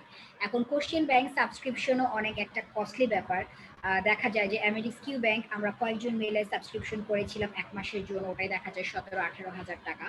তো সেই জিনিসটা ওরা কনফিডেন্সিয়ালিটি মেনটেন করে, এবং স্টাডির ক্ষেত্রে যেটা করা যায় যে স্কাইপিতে পড়ে স্ক্রিন শেয়ার করে আমরা সেভাবে পড়তাম, এবং ওরা কিছু বাধ্যবাধকতা দেয় যে স্ক্রিন প্রিন্ট নেওয়া যাবে না, কোনো স্ক্রিনশট নেওয়া যাবে না, অন্যকে শেয়ার করা যাবে না, এবং একজন সেম অ্যাকাউন্ট দিয়ে সেভারাল টাইম লগ ইন করতে পারবে না। যেটা আমার এক্সামের টাইম আমার খুবই ব্যাড লাগ ছিল যে ওই 3 দিন আমার প্র্যাকটিস টাইম ছিল, আমার টাচ লেগে স্ক্রিন প্রিন্টে চলে যায় এবং অ্যাকাউন্ট লগ হয়ে যায়, এবং 1 সপ্তাহ অনেকেই আমার জন্য এক্সামটা প্র্যাকটিস করতে পারে নাই। সো কেউ যদি কিউ ব্যাংক সাবস্ক্রিপশন করেন তো সেক্ষেত্রে কেয়ারফুল। তো এমসি কিউ ব্যাংকটা হচ্ছে জাস্ট এমসি যে প্রিভিয়াস ইয়ারের অনেক পুরান কোশ্চেন আছে সেগুলা দেওয়া আছে। তবে কোশ্চেন ব্যাংক যে এমন শুধুমাত্র প্র্যাকটিসের জন্য ভালো, ওটার যে কমেন্ট্রিগুলো আছে সেগুলো পড়লে হয়তো বা কিছুটা হেল্প হবে, গ্রুপ ডিসকাশনের জন্য ভালো। এছাড়া কেউ যদি কোশ্চেন ব্যাংক না সাবস্ক্রাইব করতে চান, না করলেও কোনো সমস্যা নেই, কারণ আপনি অলরেডি গ্রুপগুলো ঢুকে এত এত ফাইল পাবেন, সেগুলা কারেকশন করতে করতেই দেখা যাবে যে আপনি অলরেডি এক্সস্টেড। তারপরে যদি এমসি কিউ ব্যাংক বা অ্যামেরিক্স কিউ ব্যাংক বা কোশ্চেন ব্যাংক সলভ করার যদি প্র্যাকটিস থাকে, সেটা অবশ্যই অনেক হেল্প করবে, এবং এটা আপনাকে অবশ্যই বুস্ট আপ করবে। প্র্যাকটিস আমরা সবসময় জানি যে practice makes man perfect. Next হচ্ছে হোয়াট ইজ রিকল। রিকল জিনিসটা কি আমরা জানি? রিকল জিনিসটা হচ্ছে আমরা যা আমি আগেও বলেছি যে এএমসি কোনো সিলেবাস নেই, এএমসি কোশ্চেনের প্যাটার্ন কিরকম হয় আমরা কেউ জানি না, অনেকটা বাংলাদেশের এফসিপিএস এক্সামের মতো, যে আমরা এক্সাম দিয়ে যারা দিয়ে আসে আপু ভাইয়াদের কাছ থেকে শুনতে চাই যে আজকের কোশ্চেন কী কী ছিল, বা গত বছরের জানুয়ারি কোশ্চেন, বা ইয়ার টু ইয়ার বেসিসে মান্থ টু মান্থ বেসিসে আমরা কোশ্চেনগুলো কালেক্ট করে সলভ করি, সেগুলোই হচ্ছে রিকল। অ্যাকচুয়ালি দেখা যায় যে 150টা কোশ্চেন পরীক্ষা হলে দেওয়ার পরে, পরীক্ষা অ্যাটেন্ড করার পর প্রত্যেকেই অনেক এক্সস্টেড থাকেন। আমি নিজেও এখন সত্যি কথা বলতে যে 150টা কোশ্চেন সলভ করার পরে 10 থেকে 15টা মনে করতে পারিনি। আবার অনেকেই দেখা যায় যে একদম পাই টু পাই কোশ্চেনগুলো লিখতে পারেন বা মনে রাখতে পারেন। এটা অনেকটা ফরেনারদের ক্ষেত্রে দেখা যায় যে তাদের ক্ষেত্রে এক্সাম দেওয়ার পর এক্সাশন কাটানোর জন্য তারা হয়তো বা একটু অ্যালকোহল বা সামথিং লাইক এই জিনিসগুলোতে যায়। তো তখন দেখা যায় তাদের মুখ থেকে যে কোয়েশ্চেনগুলা বা সাথে যে স্টেমগুলো থাকে সেগুলোর ইরিলেভেন্ট হতে পারে, এবং সেইখান থেকে কন্ট্রোভার্সারিটা তৈরি হয়, এবং এমসি যে মেইন অবস্ট্রাকেল কন্ট্রোভার্সারি। এবং আমরা দেখা যায় যে অনেক কোশ্চেন ফাইল আমরা পাবো, বলবো যে ও এই অ্যান্সারটা ভুল দিয়েছে, ওই টিচার এটা ভুল দিয়েছে, বা ওই ভাইয়া বা আপু আমাকে এটা ভুল বলেছে। অ্যাকচুয়ালি জিনিসটা ভুল বলা যাবে না, তার প্রেক্ষিতে সেইটাকে যদি এস্টাবলিশ করতে পারে যে এটাই অ্যান্সার, তাহলে ওটাই অ্যান্সার, এবং কেউ জানে না যে এএমসি কোন কোশ্চেনটা আসলে অ্যান্সার ধরবে। সেটা এএমসি এটা একটা খুব বাজে জিনিস যে সবকিছু একটা মানে হেয়ালি টাইপের। সো রিকল যে জিনিসগুলো আমরা সলভ করব, অনেক কন্ট্রোভার্সিয়াল কোশ্চেন থাকবে, সেই কোশ্চেনগুলো আমরা সলভ করব সবাই মিলে। যে গ্রুপ ডিসকাশন থাকে সেই গ্রুপে আমরা যাব, দেখব যে অ্যাকচুয়ালি অ্যান্সারটা কি দিচ্ছে, মেজরিটি যে অ্যান্সারটা দিচ্ছে সেই অ্যান্সারটা আমি নিব। তারপরেও আরেকটা জিনিস, নিজে যে জিনিসটা জানি সেটা অ্যাপ্লাই করাটা হচ্ছে বেস্ট। সেটার জন্য আমি গাইডলাইন্সে হেল্প নিতে পারি। এবং এমসের একটা জিনিস, গাইডলাইন ছাড়া একটা লাইনও আগানো যায় না, প্রত্যেকটা জিনিসের ক্ষেত্রেই গাইডলাইন লাগে। সো গাইডলাইন পড়ার একটা অভ্যাস করতে হবে। আমি একটা জিডিএম এর একটা পেশেন্ট, আমি জিডিএম পেশেন্ট কিভাবে অ্যাসেস করব? তাকে আমি ফাস্টিং ব্লাড সুগার দেখবো নাকি হিমোগ্লোবিন A1C দিয়ে ফলো আপ করবো? সেটা হচ্ছে দেখা যায় যে ওদের যখন আমি গ্রুপ ডিসকাশনে যাবো ইন্টারন্যাশনালি, আমাকে বারবার জিজ্ঞেস করবো যে তুমি কোন রেফারেন্সটা দেখেছো, কোন লিঙ্কটা দেখেছো। সেই ক্ষেত্রে আমাকে সেদিকটা নজর দিতে হবে। এবং রিকল জিনিসটা আমি যত পারি তত কালেক্ট করব। এবং এমসিকিউর জন্য আমি বলবো যে অ্যাটলিস্ট 1 ইয়ারের রিকল যেগুলো সেগুলো কালেক্ট করে সেই টপিকগুলো খুব ভালোভাবে সলভ করতে হবে। এবং এমসির আরেকটা জিনিস, এমসি কখনোই জাজ করবে না যে আমি একটা টপিক সম্পর্কে কতটুকু মলিকুলার লেভেলে জানি, কতটুকু ডিপ জানি। এমসি আমাকে টেস্ট করবে ওই টপিকটা সম্পর্কে কত ভালো জানি। যেমন আমরা ভাইরাল মেনিনজাইটিস সম্পর্কে জানি, আমরা এমবিবিএস লেভেল থেকে পড়ছি যে কোন কোন অর্গানিজমগুলা ভাইরাল মেনিনজাইটিসে লাগে। তো আমি এমসি এই সত্যি কথা আমি জানতাম না যে এলপিপি করার পরে লাইক সিএসএফ ফ্লুইডে যে আরবিসি পাওয়া যায় সেটা যে হার্পিস জোস্টার ভাইরাসের জন্য পাওয়া যায়, সেটা আমি জানতাম না। তো এই জিনিসগুলা ওরা জানতে চায়। আরো একটা জিনিস যে আমরা জানি না যে যাদের ভাইরাল মেনিনজাইটিস হলো, সেই ভাইরাল মেনিনজাইটিস যে বাচ্চাটার হলো বা যে পেশেন্টটার হলো, সেখানে যদি কোনো প্রেগনেন্ট মহিলা থাকে তার ক্ষেত্রে ম্যানেজমেন্টটা কি হবে, বা যারা টাচে আসছে সেটা যদি কন্টাজিয়াস হয় তার ক্ষেত্রে প্রোফাইলাইসিস লাগবে কিনা, লাং কাভারেজের জন্য কোন অ্যান্টিবায়োটিকটা আমি তাকে আগে থেকেই দিব, বা কোন ভ্যাকসিনেশনটা লাগবে। কারণ আমরা জানি যে আমরা আমাদের ইপিআই স্কেডিউল অনুযায়ী আমরা ভ্যাকসিনেশন করে, কিন্তু ওদের দেশে ভ্যাকসিনেশন টিপিএস স্কেডিউল অনুযায়ী হয় না। ওদের দেশে মিজেলস বা ডিপথেরিয়া এই ডিজিজগুলো আমরা আমাদের দেশে এতটা দেখি না, কিন্তু ওদের দেশে অনেক পাওয়া যায়। তো সেক্ষেত্রে দেখা যায় যে একটা, আমরা কি জানি যে একটা প্রেগনেন্ট লেডি যদি চলে আসে বা কতদিন তাকে স্কুল এক্সক্লুশন করতে হবে, বা সে ভ্যাকসিনেশন করা আছে কিনা, বা কয়টা বাচ্চা করা আছে, কখন থাকলে কোন বাচ্চাটা কখন স্কুলে যেতে পারবে, কতদিন যেতে পারবে, কতদিন যেতে পারবে না, তার কাছে যে প্রেগনেন্ট মহিলাটা ছিল তার যে ওম্বে বেবিটা আছে তার কি কন্ডিশন হবে। তো সেগুলা ওরা টেস্ট করে, যেগুলো দেখা যায় যে আমরা এতটা নজর দেই না। এগুলো হচ্ছে এমসির ক্ষেত্রে ইম্পর্টেন্ট যে টপিকগুলো। আর কতগুলো অ্যাবনর্মাল টপিক থাকবে, সেগুলো তো আমরা সবাই সবকিছু পারবো না, এবং যারা পারবে তারা তো অবভিয়াসলি সুপার ব্রিলিয়েন্ট, এক্সেপশন তো সবসময় থাকবে। সো আমি অ্যাজ এ হোল সবার জন্য বলছি। নেক্সট হচ্ছে কমন টপিকস। এরকম অনেক কমন টপিকসই আমি বলে দিলাম যে মেডিসিনের ক্ষেত্রে কিছু কিছু ডিজিজ আছে, যেমন রিমাটোলজি, নিউরোলজি ক্ষেত্রে কিছু ডিজিজ আছে। সেই ক্ষেত্রে প্রত্যেকটাই যে মাস্টার অফ দ্য বোর্ড বইয়ের প্রতি আমার এত ভালোবাসা বা এত প্রীতি এজন্য যে বইটা খুলে দেখা যাবে যে বক্স বক্স করে দেওয়া আছে, what is the initial, what is the base. যেমন একটা অ্যাকুট করোনারি সিনড্রোম নিয়ে আসলে ওই ফ্যালাসি আমাদের ক্ষেত্রে তৈরি হয়। অনেকে বলে যে আমরা কি আগে অক্সিজেন দিব, নাকি আগে মরফিন দিব, নাকি ইকোস্প্রিন দিব। অ্যাকচুয়ালি দেখা যায় যে এসবগুলাই কিন্তু অপশনে থাকে, এবং সিমালটেনিয়াসলি কিন্তু আমরা একটা পর একটা অ্যাপ্লাই করি, কিন্তু অ্যাকচুয়ালি ওদের ক্ষেত্রে ওরা পছন্দ করে যে আগে আমরা ওকে ইকোস্প্রিনটা দিব। আর দেখতে হবে তার পেইন থ্রেশহোল্ডটা কোশ্চেনের মধ্যে দেখতে হবে যে তার পেইনটা কিরকম আছে। যদি তার পেইনের সিভিয়ারিটি অনেক বেশি থাকে, বা কোনো একটা পেশেন্ট আছে তার পেইন সিভিয়ারিটি বেশি থাকে, সে যে কোনো জিনিস নিয়ে আসুক না কেন আগে আমার পেইন কন্ট্রোল করতে হবে। পেশেন্ট কোনো রকম পেইন ফিল করবে না এবং পেশেন্ট কোনো কমপ্লেন করতে পারবে না, সেটার জন্য যেভাবে পেশেন্টকে কাম এন্ড কুল করা যায়। এমন ওদের কোশ্চেনগুলো থাকে যে ইমার্জেন্সিতে আছে, কনসালটেন্ট হয়তো বা কোনো একটা কাজে গিয়েছেন, আমাকে ইমার্জেন্সি অ্যাটেন্ড করতে হচ্ছে। বাই দ্য মিন টাইম আমার কাছে একটা পেশেন্ট আসলো অ্যাকিউট এজমা নিয়ে, আমার কাছে একটা পেশেন্ট আসলো যে তার একটা রোড ট্রাফিক অ্যাক্সিডেন্ট হয়েছে, আমার কাছে একটা পেশেন্ট আসলো হেমোরেজিক স্ট্রোক নিয়ে, আমার কাছে একটা পেশেন্ট আসলো যে হচ্ছে ক্যানাবিস থেকে তার একটা ইনটক্সিকোসিস হয়েছে সেক্ষেত্রে, এবং আমার কাছে একটা অ্যাকিউট করোনারি সিনড্রোমের পেশেন্ট আসলো। এই 5টা পেশেন্টের মধ্যে কাকে আমি আগে ইম্পর্টেন্স দিব?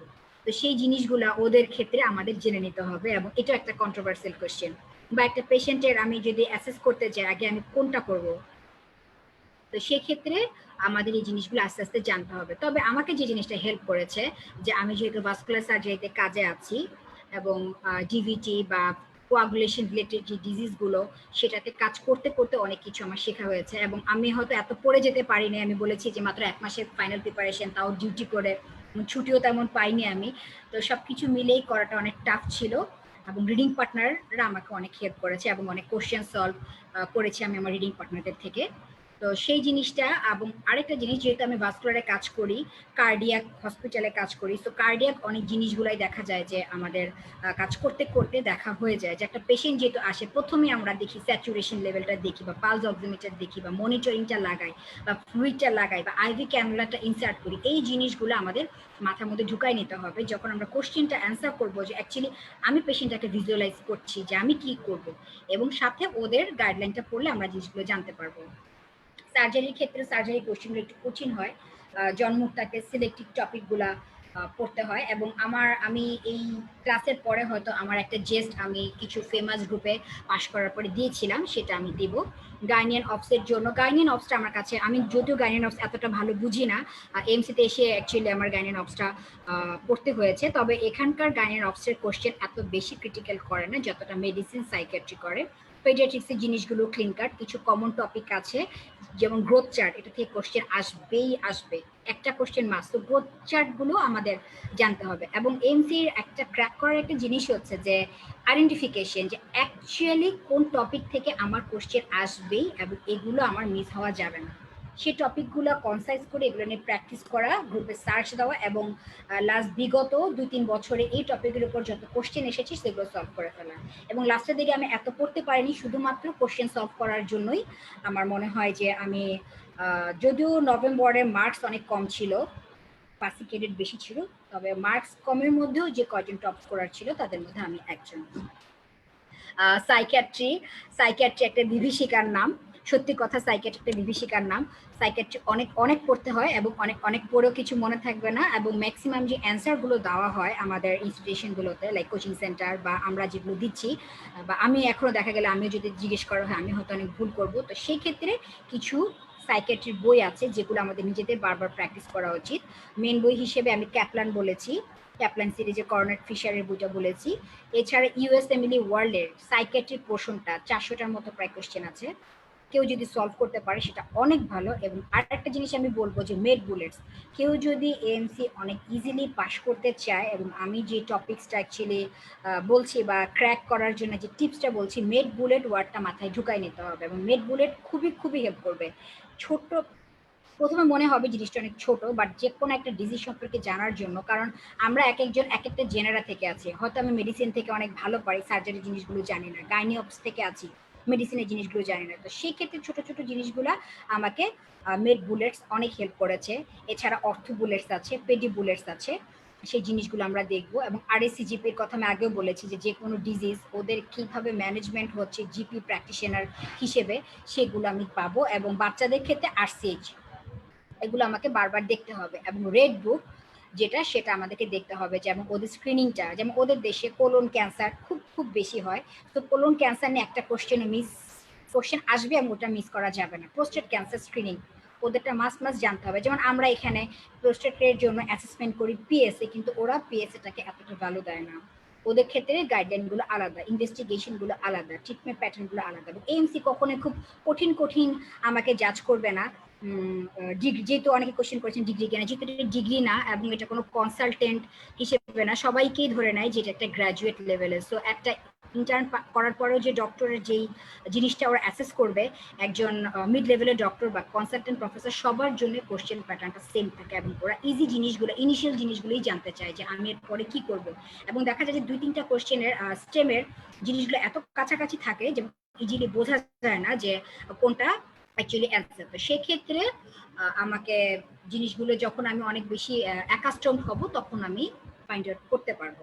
আর ইথিক্সের ব্যাপারে আগেও বলেছি যে ইথিক্স ব্যাপারটা আসলে অনেক কষ্ট, বোঝার জন্য অনেক কষ্ট। আর আমরা যে ইথিক্স এতটা পড়ে আসি নাই, আমরা কয়জন সার্জন জানি যে একটা হেপাটাইটিস সি ভাইরাস আমাকে একটা প্রিক করলো, এরপরে হয়তো বা আমরা কি করলাম, আমি গ্লাভস অফ হয়ে গেলাম, ওই জায়গাটা ভিজল দিয়ে দিলাম, বা আমরা ব্লাডটা সুইচ করে বের করে দিলাম, এর পরবর্তী স্টেপটা কি হয়। বা একটা নিডেল কেউ রেখে গেল, হেপাটাইটিস বি এফেক্টেড একটা পেশেন্ট ছিল, একটা নিডেল রেখে গেল, চেয়ারের উপরে কোনোভাবে পড়ে গেল, সে জায়গায় কেউ একজন বসলো বা তার প্রিক হয়ে গেল, সেক্ষেত্রে আমরা কি করব। বা কেউ হেপাটাইটিস বি এইচআইভি যদি এক্সপোজার হয়েই যায় কোনো ডক্টর, সেক্ষেত্রে কি হবে, একটা ডক্টর রিলেশনশিপ কেমন হবে। একটা ডক্টর নার্স রিলেশনশিপ কেমন হবে, নার্স যদি কোনো ভুল করে তাহলে আমি কাকে জানাবো, বা সাইকিয়াট্রির ক্ষেত্রে দেখা যায় যে অনেক পেশেন্টকে আমাদের ইলেকট্রোকনভালসিভ থেরাপি দিতে হয়, সেক্ষেত্রে আমি কার আহ, অনুমতি নিব। ওদের ক্ষেত্রে গাইডলাইনগুলো ডিফারেন্ট, আমাদের ক্ষেত্রে গাইডলাইনগুলো ডিফারেন্ট, আমরা যে ডিক্লেয়ার করছি বা ওদের ক্ষেত্রে অনেক অনেক গাইডলাইন আছে যেগুলো ডিফারেন্ট। তো সেক্ষেত্রে দেখা যায় যে 100 কেসেস অফ কর্নার ফিশার ইথিক্সের বইটা প্রত্যেকটা লাইন খুব ইজি ভাষায় লেখা, গল্পের বই মতো করে পড়ে ফেলতে হবে। এছাড়া আরেকটা জিনিস আমি সাজেস্ট করব, 138 কেসেস, একটা 9 পাতার একটা ফাইল আছে যেটা অ্যামিডেক্স বা বিভিন্ন গ্রুপেই পাওয়া যায়। 138 কেসেস, ওটার মধ্যে 138টা কেস আছে, অনেক ছোট ছোট ভাবে দেওয়া আছে। তবে কেসের ক্ষেত্রে যেগুলো হচ্ছে ওটা যেহেতু ইউএস ফ্যামিলি বেসড বা ইউএসএ বেসড, সেখানে অনেক জিনিসই অস্ট্রেলিয়া মানে না। আবার অস্ট্রেলিয়ার মধ্যে অনেক জিনিস আছে যে এক একটা টেরিটরিতে এক একটা জিনিস মানে না। দেখা যাচ্ছে যে ভিক্টোরিয়ার ক্ষেত্রে একটা, সিডনির ক্ষেত্রে একটা, বা কুইন্সল্যান্ডের ক্ষেত্রে একটা। তো সেই জিনিসগুলো আমাদেরকে আস্তে আস্তে পড়ে পড়ে জানতে হবে। এবং ওদের ক্ষেত্রে দেখা যায় যে একটা ড্রাইভিং কতগুলো রিকল থাকে, আমরা আসলেই জানি না যে আমরা ড্রাইভিং লাইসেন্স পেতে হলে আমার কি কি করা লাগবে, বা আমি যদি পার্সোনাল ড্রাইভার হই, আমার নিজের গাড়ি যদি আমি নিজে চালাই, বা আমার কাছে যদি কেউ ড্রাইভিং লাইসেন্স অ্যাসেসমেন্টের জন্য আসে, কি কি টেস্ট করতে হবে বা কি কি ফলো আপে রাখতে হবে, এগুলো আমরা জানি না। তারপর ড্রাগ ইন্টারাকশনটা, আমরা দেখা যায় যে ওয়ার্ড বেসিসে অনেক ড্রাগ দিয়ে দিচ্ছি, আমরা অনেকেই হয়তো বা দেখা যাচ্ছে যে অনেক ড্রাগ ইউজ করছি, যেমন হয়তো একটা পেশেন্ট এসএসআরআই পাচ্ছে, সে পেশেন্টকে আমরা হয়তো বা অনেকদিন ধরে সে হয়তো কোনো একটা নিউরোলজিক্যাল কজের জন্য পাচ্ছে, হয়তো আমার কাছে আসলো, আমি ভাস্কুলার সার্জন, সার্জারি ডিপার্টমেন্টে কাজ করছি, আমি হয়তো পেন রিলিফ করার জন্য দেখলাম সে একটা সিকেডি পেশেন্ট, তাকে আমি একটা অ্যানাডল দিয়ে দিলাম, কিন্তু তার হয়তো পেন রিলিফ করছে, কিন্তু আমরা মাথায় রাখছি না যে সেটা একটা সেরাটোনিন সিনড্রোম তৈরি করতে পারে। বা আমরা হচ্ছে গিয়ে অনেকেই জানি না যে পোস্ট অপারেটিভ কেয়ারের ক্ষেত্রে পেশেন্টের হয়তো বা এজিটেশন চলে আসছে, আমরা ওটাকে ম্যানেজ করার চেষ্টা করছি, কিন্তু আসলে জানছি না যে কেন হচ্ছে, বা কেন আমরা পোস্ট অপারেটিভ ফার্স্ট পিওডিতে কেন একটা পেশেন্টের স্যাচুরেশন কমে যেতে পারে, বা কি কি কজ হতে পারে, সেই জিনিসগুলো হচ্ছে আমরা যারা কাজ করি তারা জানি, বা অনেক ক্ষেত্রে ইন্টারনি করার পরেও আমরা জানি না। তো এই জিনিসগুলো যেগুলো বেসিক জিনিস, সেগুলোই অ্যাকচুয়ালি এমসি টেস্ট করে। আচ্ছা, নেক্সট যাচ্ছি যারা হচ্ছে এক্সামিনি, তাদের জন্য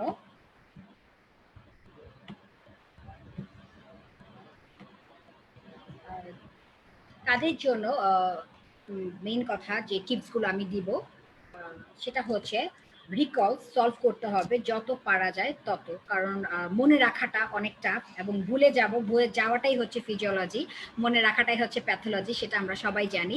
সো রিকল যত যত পারা যায় সেটা করতে হবে, এবং হ্যান্ডবুক এর কোনো মাফ নাই। আমি বলবো 2 থেকে 3 বার যদি কেউ হ্যান্ডবুক সলভ করে যায়, তাকে অনেক বেশি পরিমাণ কনফিডেন্স দেবে। হ্যান্ডবুকটা এই জন্য বলবো যে কনফিডেন্সের জন্য, মাস্টার অফ দ্য বোর্ড এই জন্য বলবো কনফিডেন্সের জন্য। আর কোশ্চেন যত যত বেশি আমি সলভ করবো এটা সম্পর্কে আমার তত আইডিয়া হবে, সেক্ষেত্রে এমএডেক্সে চলে যেতে হবে, এবং সেই কোশ্চেনটা সলভ করে দেখা যেতে হবে প্রিভিয়াস যত বছর আছে সেই বছরগুলো সলভ করতে হবে। এক্সামিনি যারা এক্সামিনেশন এদিকে অলরেডি নিয়ে নিয়েছেন বা পরীক্ষা দিবেন, তার অবশ্যই 1 থেকে 1.5 বছর রিকলস খুব ভালো করে সলভ করবেন। এবং যে মাসে আপনি পরীক্ষা দেবেন, সাপোজ আপনি এখন জুলাই পরীক্ষা দিতে যাচ্ছেন, এখন 2020 সাল, 2019 সালের জুলাইয়ের কোশ্চেনগুলো দেখেন, 2018 সালের জুলাইয়ের কোশ্চেনগুলো দেখেন, সময় পেলে 2017, 2016, আমি 4-5 বছরের 2016 সাল পর্যন্ত আমি রেখে গিয়েছিলাম, এবং আমি 2 থেকে 3 বছরের কোশ্চেন সলভ করেছিলাম, এবং আপনি হাজার হাজার ফাইল পাবেন। তো আর ইসিজিটা একটা ভালো দখল থাকতে হবে, এবং কমন যে ইসিজি গুলো সেগুলোতে জানতে হবে। এবং আমরা অনেকেই হয়তো জানি না যে ইসিজি হয়তো ওরা দিয়ে দেয়, ইসিজি আইডেন্টিফাই করতে পারে, কিন্তু প্রথম অবস্থায় ইসিজি যদি অ্যাবনর্মালিটি আসে, যে আমরা একটা পেশেন্টকে, আমার হয়তো কনসালটেন্ট না, ইমার্জেন্সি, আমি কি দিব, সেই জিনিসগুলো অ্যাকচুয়ালি ওরা টেস্ট করে। আচ্ছা, নেক্সট যে question, have a good knowledge on the most tested topic, সেটা নিয়ে আমি বলেছি যে গুড নলেজ থাকতে হবে, ডেপথ অফ নলেজ না, গুড নলেজ। আচ্ছা, গ্রুপ ডিসকাশন কতটা important, and good study plan, আমি নিজে জানি যে আমার কতটুকু কাভার আপ লাগবে। ইউজুয়ালি একটা প্রিপারেশনতে 6 to 8 মান্থস লেগে যায়। আমি কোন কোন জিনিস, এবং আমার আইডেন্টিফাই করতে হবে কোন কোন জিনিসগুলোতে আমার একটু বেশি পড়তে হবে, যেমন আমাকে ড্রাগ ইন্টারাকশন, তারপর ড্রাইভিং লাইসেন্স পেতে হলে যেগুলো ড্রাইভিং রিকল যেগুলো, তারপর ইনফেকশাস ডিজিজ বা ইনফেকশন, প্রেগনেন্সি রিলেটেড যে জিনিসগুলো, ওদের স্কেডিউলগুলো, স্কুল এক্সলেশন মেথডগুলো, এগুলো কতগুলো টপিক আছে যেগুলো আপনি সার্চ করে দেখবেন, এগুলো আপনার লিস্ট করে রাখতে হবে, যেগুলো থেকে কোশ্চেন আসবে, এবং এগুলো থেকে কোশ্চেন আসলে যেন আপনি পারেন। নেক্সট কোশ্চেন হচ্ছে যারা অ্যাক্সিডেন্টাল ফেলিওর হয়েছেন, অনেকবার করে দিতে হচ্ছে বা ধৈর্য হারানো যাবে না। মেন কথা হচ্ছে এমসি একটা লং টার্ম এক্সাম, অনেক ট্রিকি এক্সাম এবং আমাদেরকে অনেক বেশি এফোর্ট দিতে হয় এমসি এক্সামটার জন্য। আমি নিজে হয়তো বা এতটা এফোর্ট দিতে পারিনি, পরে আমার এই জিনিসগুলো আমার পার্সোনাল এক্সপিরিয়েন্স এবং আমার ফ্রেন্ড এবং যারা কলিগ এবং যাদের আমি দেখছি তাদের থেকেই আপনাদেরকে বলছি। তো প্রথমেই যারা অ্যাক্সিডেন্টালি বারবার 2-3 বার দিয়ে দিয়েছেন, কেন পাস হচ্ছে না, 1 নম্বরের জন্য হলো না, 2 নম্বরের জন্য হলো না, সেগুলো অ্যাকচুয়ালি ব্যাড লাক। প্রথমেই যেটা করতে হবে উইটনেস, নিজের উইটনেসটা দেখতে হবে যে আমি যাওয়ার আগে ওদের দেশের গাইডলাইনে যেগুলো লাগবে সেগুলো ঠিকমতো জানি কিনা, ওদের প্রোফাইলাইসিসগুলা, ওদের ইনফেকশাস ডিজিজগুলো, ওরা কোন কোন ডিজিজ, যেমন অস্ট্রেলিয়ানদের মধ্যে না, ঠিক সারা উন্নত বিশ্বের মধ্যে সাইকিয়াট্রি বা সাইকিয়াট্রিক যারা পেশেন্টের সংখ্যা বাড়ছে। একটা ডক্টর যদি সে যদি এইচআইভি পেশেন্ট হয়, সে যদি সিভি পজিটিভ হয়, তাহলে কি করবে? আর এখানে আমরা ডক্টর অ্যাজ একজন ডক্টর হিসেবে ডিল করি, কিন্তু ওদের দেশে একটা ডক্টর শুধু একটা পেশেন্ট ডিল করে না, ওরা একটা কমিউনিটির একটা গুরুত্বপূর্ণ সদস্য হিসেবে ডিল করে। ওরা অনেক কিছু কনফিডেন্সিয়ালিটি মেনটেন করে এবং প্রয়োজনের ক্ষেত্রে বিশেষে ওদের ক্ষেত্রে যেমন দেখা যায় যে এসটিডির ক্ষেত্রে ওরা কন্ট্যাক্ট ট্রেসিংটা করে বা কোনো ইনফেকশন স্প্রেড করলে করে। আমরা অনেকেই জানি যে কোভিডের ক্ষেত্রে অস্ট্রেলিয়া অনেক ভালো সাফল্যের দাবিদার। নেক্সট যেটা হচ্ছে যে বলবো যে ডোন্ট লুজ হোপ। অবশ্যই আশা হারানো যাবে না, আশাহত হওয়া যাবে না, আমাকে দিয়ে হবে না এগুলো ভাবা যাবে না। আমি পারলে অবশ্যই আপনারা পারবেন, এটা মাথায় রাখতে হবে। এবং try hard in a plan manner, অবশ্যই একটা প্ল্যান করে আগাতে হবে। Next question, how to revise the ocean.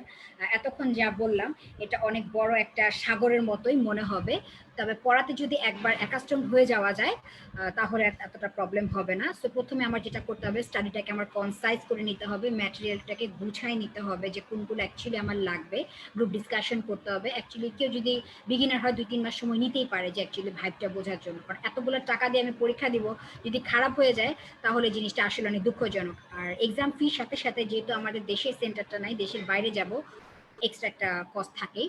তো আরেকটা জিনিস লাগে যে মেক ওন নোটস, নিজের নোট নিজে করা ভালো। তারপর হচ্ছে make last time revision file, একটা ফাইল যে ফাইলের মধ্যে একদম যে জিনিসগুলো আমার থাকবে এবং এক্সাম হলে দেওয়ার আগে আমি দেখে যাব। এবং যারা এক্সাম দিবেন, ইউজুয়ালি মেন্টর যারা থাকেন তারা বলেন যে এক্সাম ডেট লাস্টের যে ডেটটা সেই ডেটগুলো প্রেফার করতে। ইউজুয়ালি এক্সাম ডেট শুরু হয় যে 10, 11, 12 তারিখ থেকে শুরু হয় এবং 17, 18 তারিখ পর্যন্ত চলতে পারে। তো লাস্টে যে ডেটটা থাকে সেই ডেটগুলো প্রেফারেবল। এবং কেউ যদি মনে করেন যে কনফিডেন্ট না, সে 21 দিন আগে জিনিসটা চেঞ্জ করে নিতে পারেন। নেক্সট যেটা, সেটা হচ্ছে solve controversial question. Controversial question অনেক থাকবে, আমি আগেই যেহেতু বলেছি এটা মানুষের মুখে মুখে শোনা কোশ্চেন, সবার সব জিনিস মনে থাকবে না, সবার সব জিনিস পারফেক্টলি বলতে পারবে না, তো সেটা কিন্তু কন্ট্রোভার্সিয়াল মনে হবে। কন্ট্রোভার্সিয়াল কোশ্চেন যেগুলো থাকবে সেগুলো কাছাকাছি মোটামুটি গ্রুপ ডিসকাশন করে, আর যদি নিজে মনে হয় যে মন মতো হচ্ছে না ডিসকাশনে, নিজের অ্যান্সারটাই দেওয়া বেটার। আর খুব বেশি পরিমাণ কন্ট্রোভার্সিয়াল কোশ্চেনে মাথা না ঘামানোই ভালো, কারণ কন্ট্রোভার্সিয়াল কোশ্চেনগুলো ওরা দেয় টেস্ট করার জন্য এবং একটা আশার বাণী হচ্ছে যেটা অনেক ক্ষেত্রে পাইলট কোশ্চেন। আর একটা হচ্ছে যেটা বলে দিলাম যে বেশি সময় নষ্ট করা যাবে না, প্ল্যান ওয়েতে যে টপিকগুলো সেগুলো বারবার রিভিজ করতে হবে, প্র্যাকটিস। নেক্সট হচ্ছে কিছু ট্রিক্স। ট্রিক্সগুলা হচ্ছে যে প্রথমেই আমাকে খুব ভালোভাবে এমসি প্যাটার্নটা সম্পর্কে বুঝতে হবে, যে ও কোশ্চেনগুলো দেখতে হবে যে ওরা অ্যাকচুয়ালি কি চাচ্ছে, যে আমি কতগুলো পয়েন্ট দিয়েছি যে অ্যাকচুয়ালি ওরা কি কি জানতে চায়। নেক্সট হচ্ছে মাথার মধ্যে রাখতে হবে যে keep in mind which seems answer may not be the correct one. আমি এটা আগেও অনেকবার করে বলছি যে যেটা মনে হবে যে আসলেই অ্যান্সার, সেটা আসলে অ্যান্সার না। এবং কর্মক্ষেত্রে যে জিনিসটা আমি ফেস করছি সেই জিনিসটা আগে মাথায় আনতে হবে। এবং আমি কখনোই 500-তে 500 পাবো সেটা আমি নিয়ে যাব না, আমার মাথায় রাখতে হবে যে আমি একটা পাসিং রেট 250 এবং এর উপরে আমি একটা ভালো গুড স্কোর করার চেষ্টা করব। নেক্সট হচ্ছে যে কিছু কোশ্চেন প্রথমবার দেখে মনে হবে যে এই কোশ্চেনটা এত কঠিন কেন, এই কোশ্চেনটা কখনো দেখি নাই। এই এমসি কোশ্চেনটা খুবই, এমসি এক্সামটা খুবই স্ট্রাকচার হতে হয়, খুবই ইজি ম্যানারে হয়। আপনি যদি না পারেন ওখানে রেড ফ্ল্যাগ অপশন থাকে, সরি, রেড ফ্ল্যাগ অপশনে যদি আপনি ক্লিক করেন এক্সামের পরে, আপনি ওই এক্সামটা নিয়ে ভাবার জন্য অনেক সময় পাবেন। যদিও 200 মিনিট, এবং 200 মিনিটের মধ্যে ওরা 8 মিনিট 8 মিনিট টোটাল 16 মিনিটের আপনাকে ব্রেক দিবে। ব্রেক দিলে এত খুশি হওয়ার কিছু নেই, কারণ এই 200 মিনিট থেকে এটা আপনার এক্সক্লুডেড হবে। ইটস বেটার যদি আপনি পরীক্ষা হলে কোনো ড্রাই চকলেট বা কোনো কিছু নিয়ে যান, কারণ পরীক্ষার হলে অনেক টেনশন থাকে এবং হাইপোগ্লাইসেমিয়া হওয়ার চান্স থাকে, যেটা আমার হয়েছিল। আল্লাহর সম্মতে হয়তো আমি সিচুয়েশনটা পার করে এসেছি। সো 200 মিনিটের এই এক্সামটা যে ভালো খেলতে পারবে সেই ওনার। আচ্ছা, নেক্সট হচ্ছে এক্সামে কিপ কাম এন্ড কুল, মাথা অনেক ঠান্ডা রাখতে হবে। তারপরে হচ্ছে imagine you are dealing with the patient virtually. আমি বলছি বারবার যে আমাকে মনে রাখতে হবে যে আমার পেশেন্টটা সামনে আছে, প্রথমে আসলে আমি কি করব। একদম ইজি বেসিক জিনিসগুলাই ওরা আসলে টেস্ট করে, অনেক কঠিন কঠিন জিনিস ওরা প্রথমেই চলে যাবে না যে আমাকে বায়োপসি নিতে হবে। বায়োপসি যদি নিতেও হয়, অ্যান্সার যদি সেটাও থাকে, তার আগে ওরা হিস দিয়ে নেবে। এবং নেক্সট কোয়েশ্চেন যে what we actually do first when a patient come, সেটা আমি বলেছি। নেক্সট হচ্ছে some do's and some don'ts. Do's এবং ডোন্টস এর ক্ষেত্রে আমি আপনাদেরকে পরবর্তীতে কনসাইজ একটা ওয়ে দিব যে কোন কোন টপিকগুলো আপনারা কাভার আপ করবেন এক্সামের আগে। এটা অনেক হেল্পফুল, বা যারা বিগিনার আছে তারা এই রিলেটেড ম্যাটেরিয়ালসগুলো কালেক্ট করে তাদের জন্য অনেক হেল্প হবে। এবং ডোন্ট যে জিনিসটা, অবশ্যই ধৈর্য হারানো যাবে না এবং গ্রুপ ডিসকাশন করাটা প্র্যাকটিস থাকতে হবে এবং অধ্যবসায়ের মাধ্যমে অর্জন করতে হবে। নেক্সট জিনিস tips for the exam days. Exam ডেজে কিছু টিপস থাকে। এর মধ্যে তো আমরা সবাই জানি যে একটা পরীক্ষার আগের দিন রাতে খুব ভালো একটা ঘুম লাগবে, এবং এক্সাম ডেট বুকিং করা যখন হয়ে যায় তখনই আমরা সাথে সাথে সেই এলাকার গুগল ম্যাপে দেখে সেন্টারের কাছাকাছি একটা হোটেলে বুকিং দিব এবং সেন্টারে আগে যাব, সেন্টারটার ভাইব একটু বুঝবো। এবং পরীক্ষায় ঢোকার আগে কোনো কিছু না পড়াটা বা স্টাডি না করাটাই বেটার।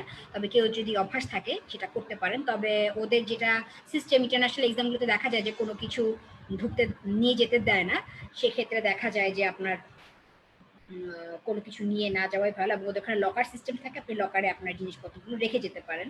এবং অবশ্যই খুব বেশি পানি খাওয়া যাবে না, বেশি পানি খেলে দেখা যাবে যে আপনার বারবার একটা ভয়েডিং টেন্ডেন্সি আসবে। ড্রাই চকলেট রাখাটা ভালো, এটা আপনাকে একটা একটা গ্লুকোজ সাপ্লাই দিবে এবং খুব ভালোভাবে আপনি এক্সাম দিতে পারবেন। এক্সামে প্যানিক হওয়ার কিছু না। সফটওয়্যার আপনাকে আগে ওরা যেটা দিবে সেখানে একটা টেস্ট টাইপের এক্সাম থাকে, 2-3টা কোশ্চেন থাকে। আপনি যা শুধু ওখানে মাউসটাই ক্লিক করবেন, আপনার কোনো কিছু করতে হবে না।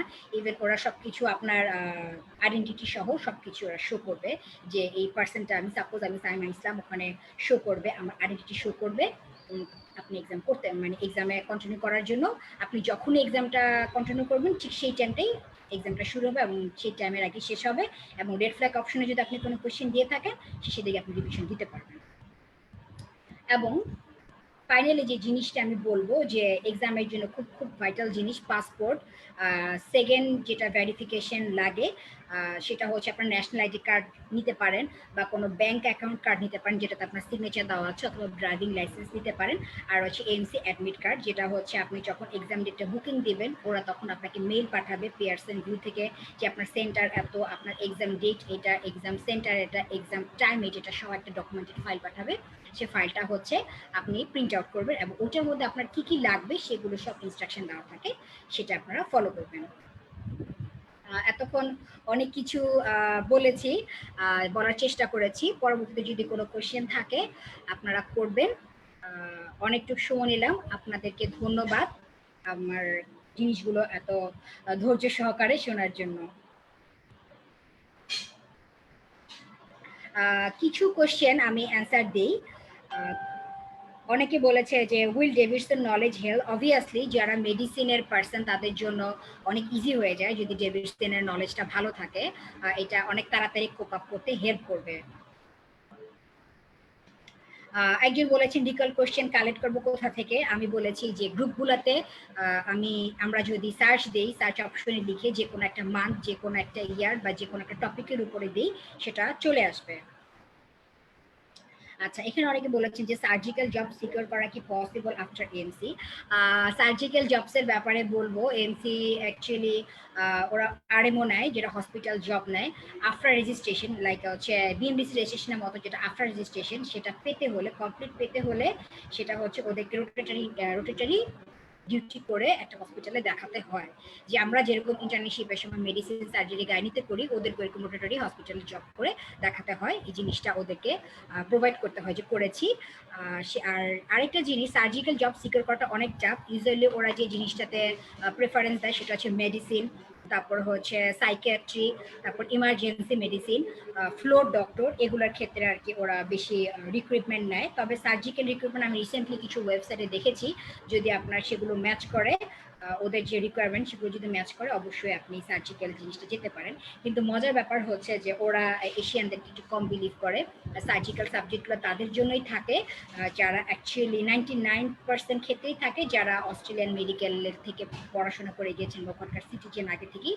তবে একদমই যে পাওয়া যায় না তা না। রিসেন্টলি একজনকে পেয়েছি আমি, একজন আপুকে, যিনি হচ্ছে অস্ট্রেলিয়ার একটা হসপিটালের রেজিস্ট্রার, সার্জিক্যাল রেজিস্ট্রার।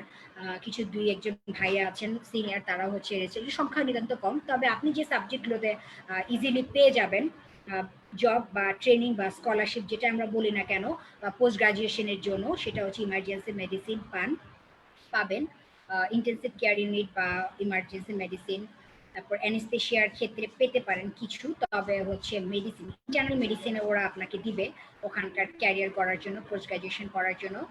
সাইকিয়াট্রির ক্ষেত্রে আপনাকে ওরা হেল্প করবে, সাইকিয়াট্রি আপনাকে দিবে, পিডিয়াট্রিক্সে দিবে, এবং রিসেন্টলি দেখেছি যে গাইনিতেও দু একজন পেয়েছেন। সো পোস্ট গ্রাজুয়েশন যদি আপনারা অস্ট্রেলিয়ায় করতে চান, এটা যদিও একটা লেন্দি প্রসেস, তবে এই জিনিসগুলো আশাবাদী। তবে সার্জারির ব্যাপারে খুব বেশি একটা আশাবাদী এখনো না। আমি আমি নিজেও সার্জারির মানুষ, তো আমি নিজেও চেষ্টা করছি ওখানকার হেলথ সিস্টেমের সাথে সার্জিক্যালি কিভাবে অ্যাটাচড হওয়া যায়। যদি আমি হতে পারি অবশ্যই এটা আপনাদেরকে ইনফরমেশন আপডেটেড রাখবো।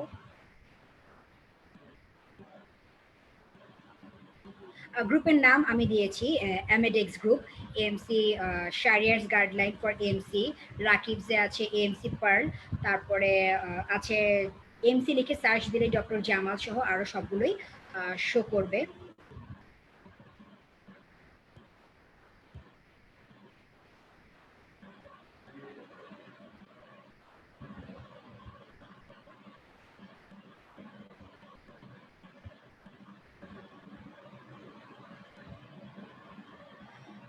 মোটামুটি আমি সবকিছুই কাভার আপ করে দিয়েছি। তো মেন কথা হচ্ছে এমসি ক্ষেত্রে মনে রাখতে হবে যে আমি পারবো, এই কথাটাই অনেক দূর এগিয়ে নিয়ে যায়। এমসি অনেক ট্রিকি একটা এক্সাম।